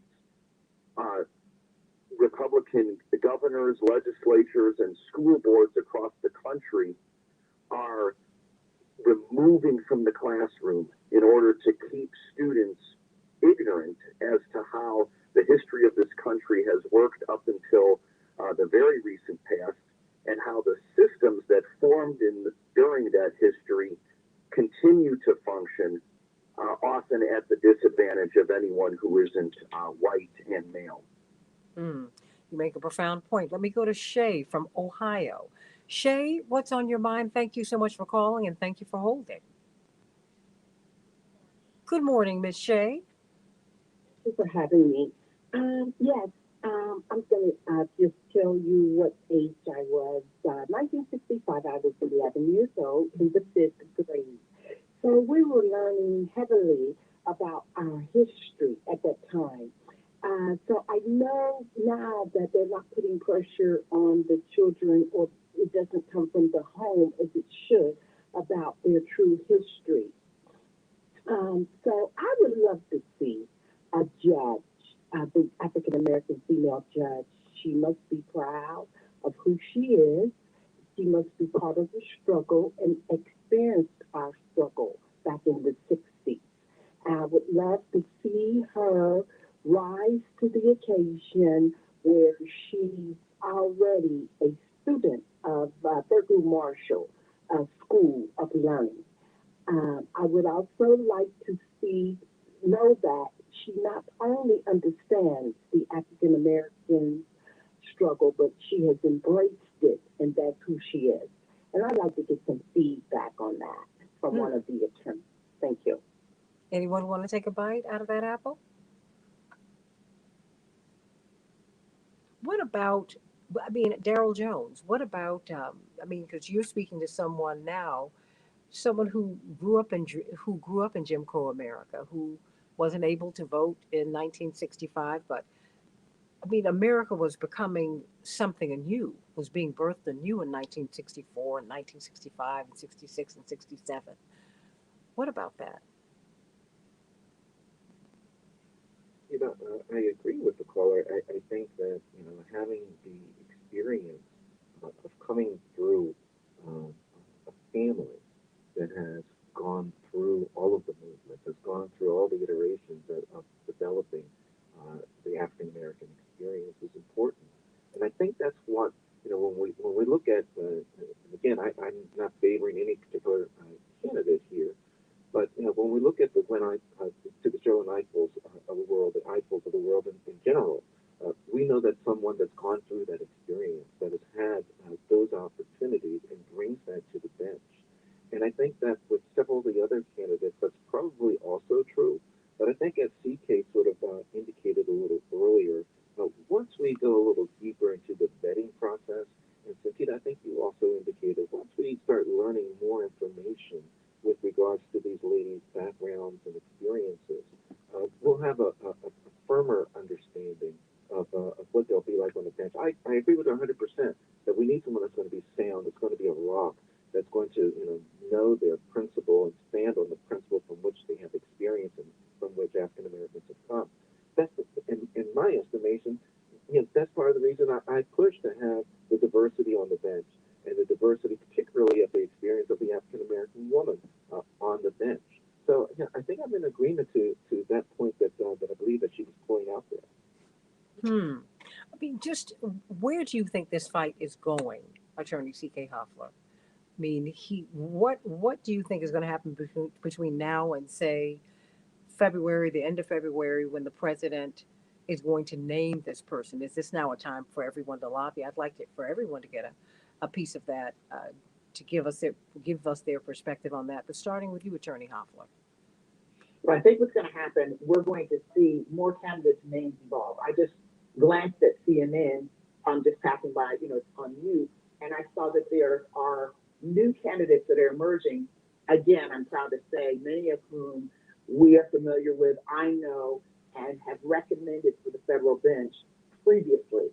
So what we're going to see between every single day, more eminently qualified, terrific candidates are going to surface who have very, very broad backgrounds that will reflect the current sentiment in our community of who needs to be on the bench. And I think that that's going to continue to happen. And then at some point, it's going to be narrowed down to the top four. And in the top four, we're probably going to have some of the same top four that started that will be in there. And then the president will make his nomination. Let's see a very aggressive lobbying process. There are a group of Black women who have already been submitting letters to the president, bombarding the president, making sure that he holds true to his promise and giving their view on who the candidates should be and the criteria and all of that. So I think there's going to be a very, very aggressive lobbying effort from different segments throughout the country and throughout the world of who they'd like to see. But at the end of the day, the president is going to select someone from the top list that I think surfaced initially, who he believes he could support politically, morally, and most importantly, based on all the candidates who he believes would be able to survive the Senate confirmation process. Attorney Griggs, what about this process? I mean, we've got every day in politics. Well, please, my father says every hour in politics is a light year. Everything can change, right? In the blinking of an eye. What does the next week, 2 weeks, 3 weeks, 4 weeks look like in your estimation? I think the next 2, 3, 4 weeks look like a continuation of the last 6 months. We have to continue to press this White House to make sure that they understand what the ground is saying, what the ground wants to hear, what they expect out of the Supreme Court nominee, what to expect in the vetting process and the Senate confirmation hearing, and that he stays strong to his promise. As CK said, I do see here on CNN.com that they've widened the list, which they need to, because there are more and more qualified candidates that need to be in consideration. But to respond to the caller, I think that you basically summed up Cheryl and April in so many words. And I'm always one to go with the role model. The role model for an ideal justice would be Thurgood Marshall. I would think he's the greatest lawyer of the last century, and he was one of the greatest justices to ever sit on the Supreme Court. So if we're going that way, Cheryl and April is the best pick. And we have to vet the others to see if they have been truly on the front line. Because I think what you're saying is you need somebody that's been on the front line of movement. And with all due respect to all the other candidates, I can think of nobody else who's been directly on the front line of not only the civil rights movement, but the new iteration, which is the social justice movement. And so that's why I always say, we have to consider that the movement did not stop in the 60s. The movement continues. And, I would like a justice that understands why people were in the streets in 2020 for George Floyd, and not be afraid to say that name, because a lot of the individuals that are going to be asking questions in the Senate confirmation hearing, are not going to want to talk about the need for police reform, the need to deal with our new carve-outs in the Fourth and Fifth Amendment.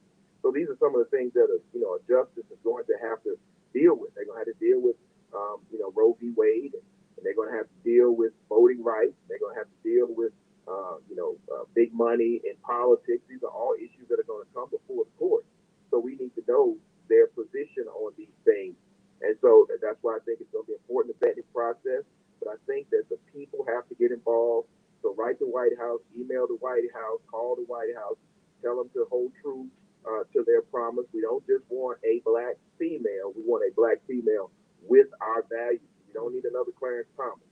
And so I think that's what we can expect. We can expect a fierce fight, but I believe that ultimately we'll get the right candidate and we'll have a justice that speaks to the entire nation but understands the plight of African Americans. David Massiotro, your latest book is I Am Somebody, Why Jesse Jackson Matters. What has Jesse Jackson taught us about a moment like this, about how to fight and the importance of this moment? Great question. Well, first of all, I remember in one of my many conversations with Reverend Jackson that I was privileged to have, and that I'm still having, he has said that it's important to focus on the what, not just the who. So to the previous point, as much as we would all like to see a black woman on the court, and as much as the time has come for that, Reverend Jackson would say that just the identity is insufficient if she doesn't have a certain set of values, a certain set of ideas, and a certain history. So that Reverend Jackson would certainly second that point. But also the story of Reverend Jackson's life and work, and why he remains still so effective in advocacy for the poor, the working class, of all creeds and colors, but particularly black Americans, is that Reverend Jackson has never and will never sit idly by waiting for the so-called leaders of democracy to make a decision and then react to the decision. Reverend Jackson understands that for democracy to work and to actually succeed in serving the people, leadership has to come out of and from the street, bringing pressure to bear on mayors, on governors, on presidents, on legislatures, so that they know they have something to lose if they do not, either in the case of President Biden, keep their promise to serve the people and to serve the idea of racial and social justice, or if they do not keep their oath to serve the United States Constitution, which means first and foremost making every decision that they can to protect the Bill of Rights so that we have equality under the law.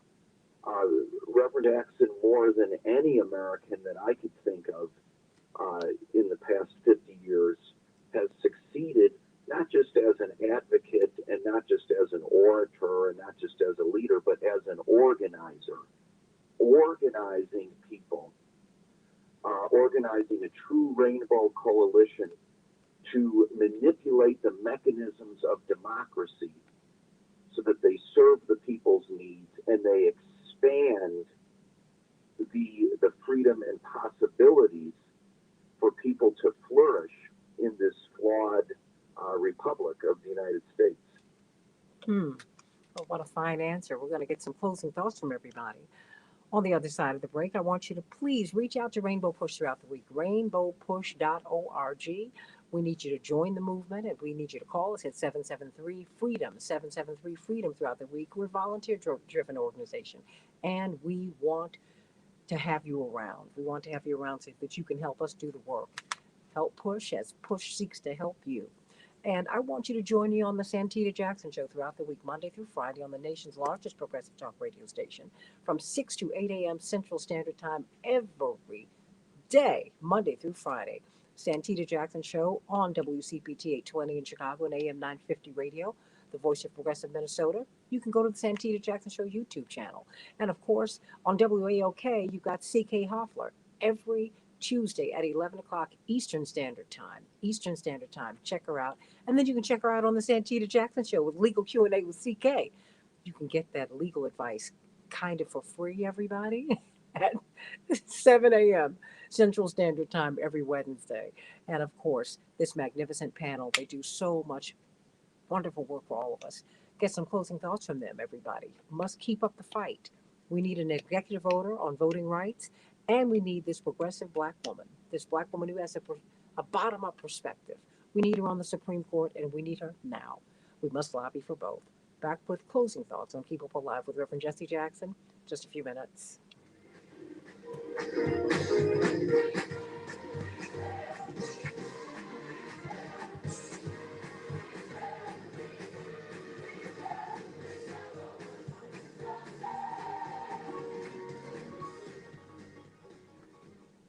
All right. We'll have closing thoughts. Okay, wonderful people. Thank you all so much. You're not gone yet. Got to get some closing thoughts. But thank you all so very much. Did you want to talk to Bobby?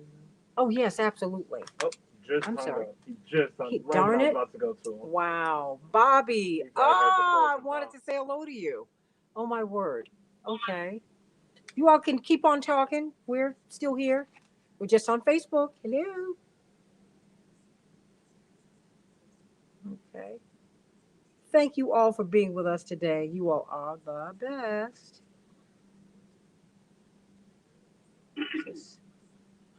Okay. How much time are we going to have when we get back? We will have about 3 minutes. We come back at 8:55. Okay. Literally, we're going to have 30 seconds apiece for everybody. Okay. Okay. Okay. Fantastic. Thank you. Attorney Griggs, how do you want us to proceed with this push for the executive order for voting rights? I think a continued campaign, the pressure. I think the calls, the emails, continue to talk about it in media. I know we have the two big actions. Hopefully he'll make a decision and do something himself. I like Barbara's idea there, but I think all of the above. No, I'm with that. We're going to have to do, well, I think we're certainly going to have to push and press and press and push. We're going to have to really do that. Going to have to do that. Okay. All right. Okay. All right. Thank you, CK. Sending me something so lovely in the middle of the show. Just a little something. We multitask. Yeah, girl. But Santita, this discussion is a great discussion that has to really happen every single day. You're right. Because for people to kind of get it, to understand it. But I also want people not to believe that there's just, 4 or 5 or even 10 or 15 eminently qualified candidates. I would say if I could think about the top of my head at 50, then there are at least 100 or 150. But the message is this is not a new phenomenon, having an eminently qualified African-American woman that can serve on the U.S. Supreme Court. Not a new thought, not a new idea, not a new concept.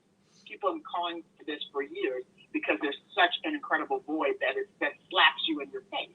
Not to mention, I come from that demographic.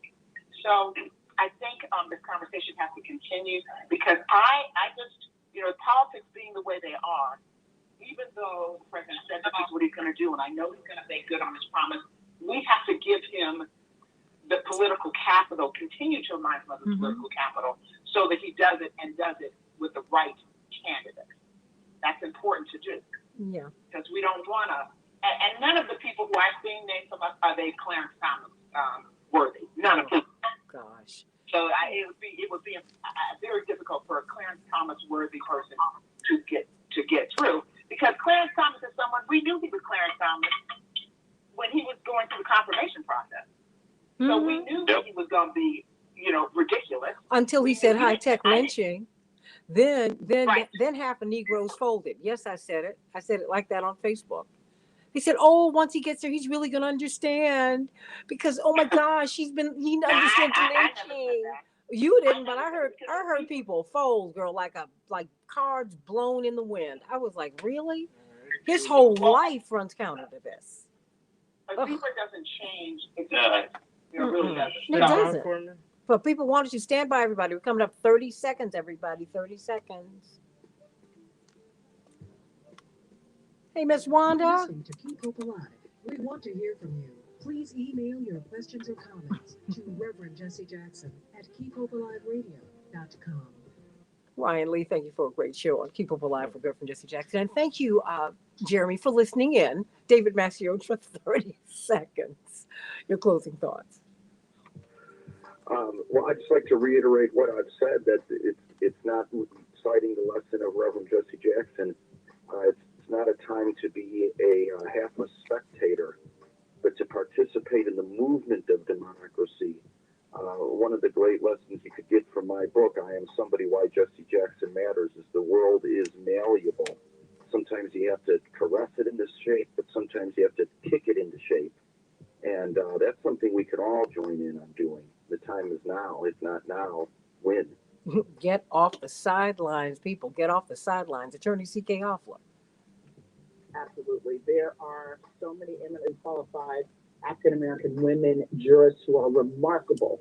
And we need to make sure, by continuing to put pressure on the administration, that the president taps into those women. He's headed in the right direction, so we need to make sure it happens.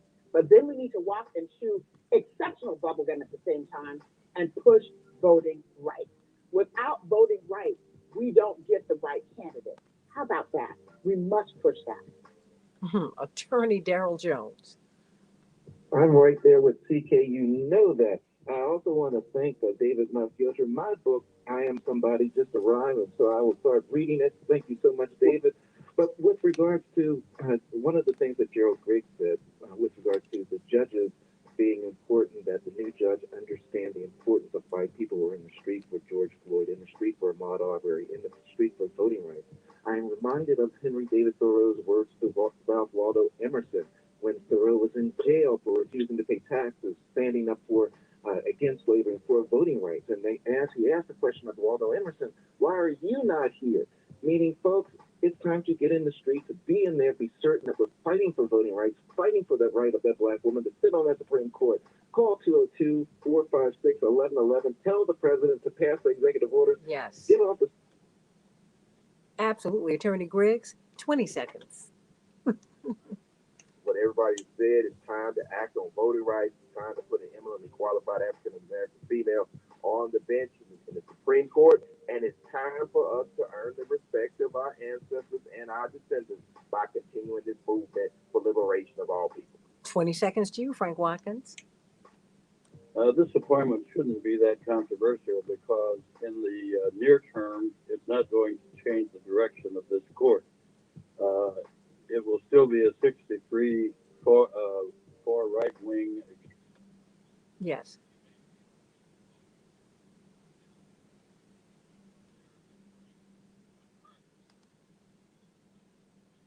Hold on. To Keep Hope Alive with Reverend Jesse Jackson. For more information on upcoming shows and guests, please visit our website at www.keephopealiveradio.com. And what you can do is finish your comment right over here, Frank. We're still on Facebook and YouTube.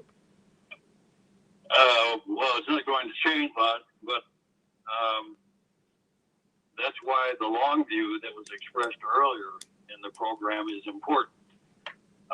If they make this one controversial, the only thing it will do is reveal and expose conservatives' racism and their white supremacy orientation. That works for me.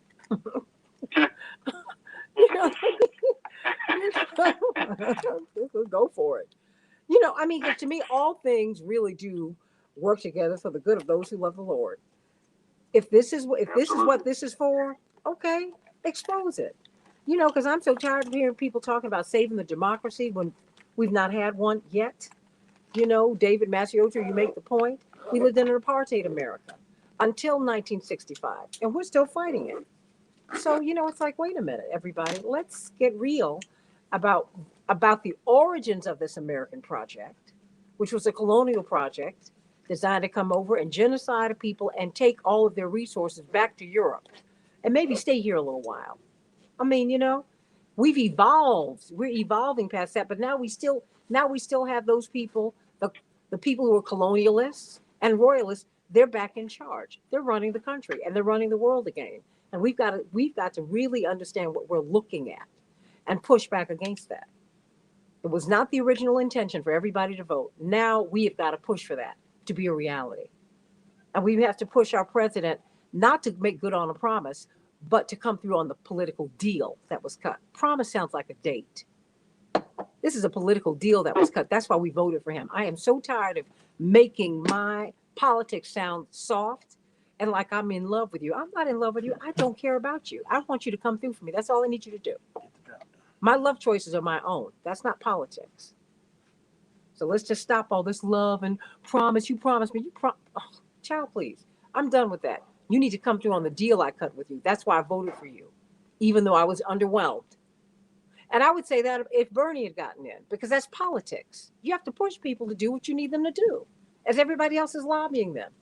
Come on with this voting rights executive order already. Enough. You don't like love and happiness? I love it, but not in my politics. I don't play that. I don't even play that, as I look at, I've learned a lot from watching my parents be married almost 60 years. And my parents said, love is the beginning of the deal.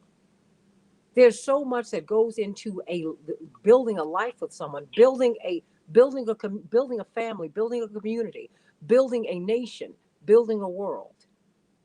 You're going to be disappointed in people. All kinds of things are going to happen.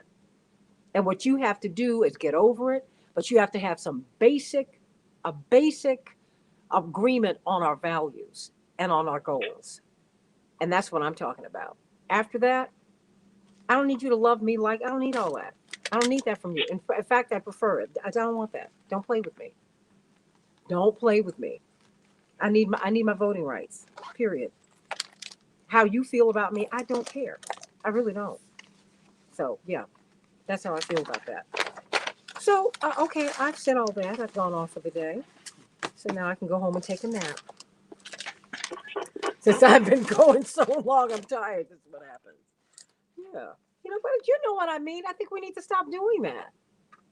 We got to stop doing that. Oh, my goodness. I made good on a promise. No, you made good on the political deal.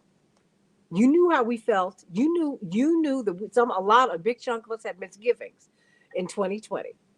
So the deal was you made a lot of promises.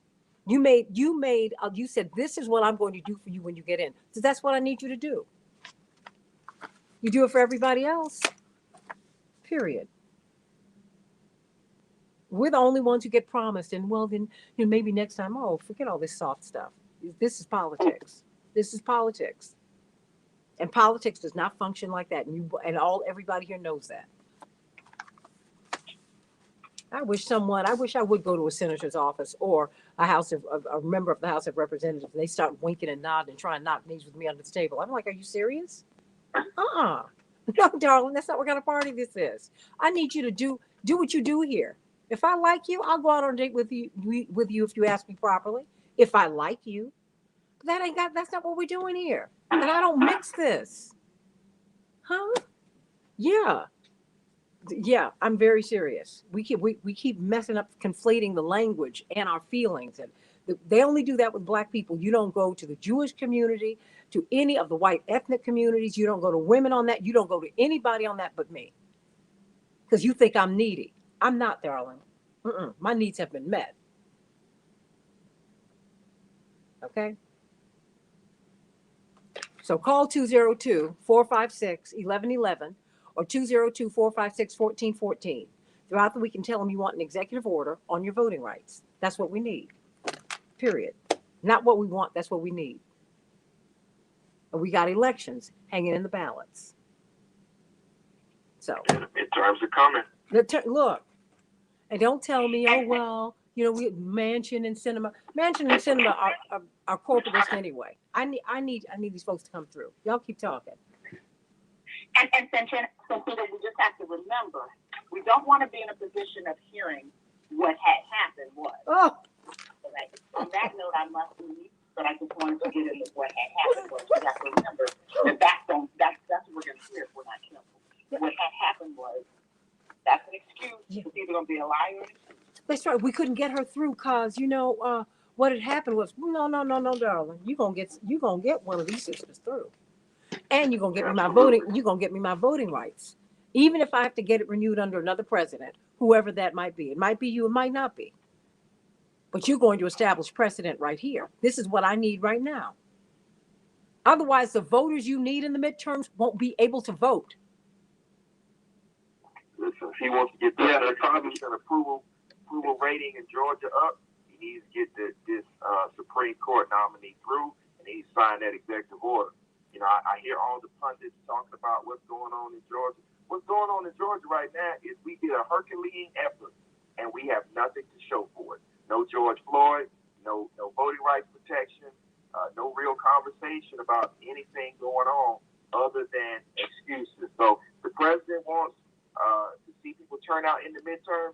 He needs to deliver right now. Hey, and you don't have to be sentimental about that.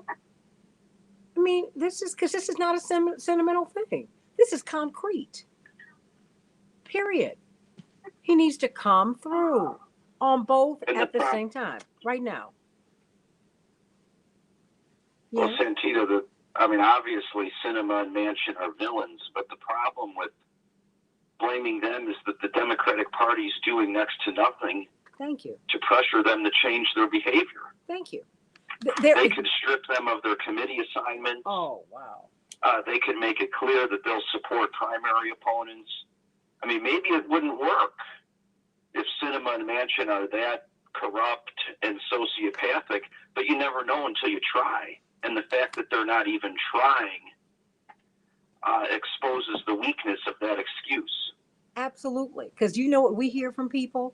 Oh my goodness, you don't want to get them too upset because then they'll go to the Republican side. Sweetie, that's where they are. They're on the corporatist side. Strip them. And then stop standing in the way of progressive Democrats who try to get in, who try to run into office. See, because they stood in the way of Charles Booker. They do it all the time. So I think. Oh, yes? You still there? Well, thank you for having me on, Cynthia. It was great. Oh, always a joy. Can't wait to have you back on my show. Ooh. I'm also looking forward to that. Have a great day. Thank you. Hop off, but thank you again. Oh, you know I love you all. You all will all be on my show at some point this week. I love it. Thank you, everybody. Love you. Love you, love you, love you, love you, love you. Oh, Chaparral. You gonna get Chaparral said, I can't even say that because if I say it, I will be in Facebook jail. A, B, C, D, E, them. There it is. This girl, she stays in Facebook prison. Drops mic. Oh, but you know how it is, right? It's like, come on, you guys. No. Look, speeches, do some action. Honey, look, I told you.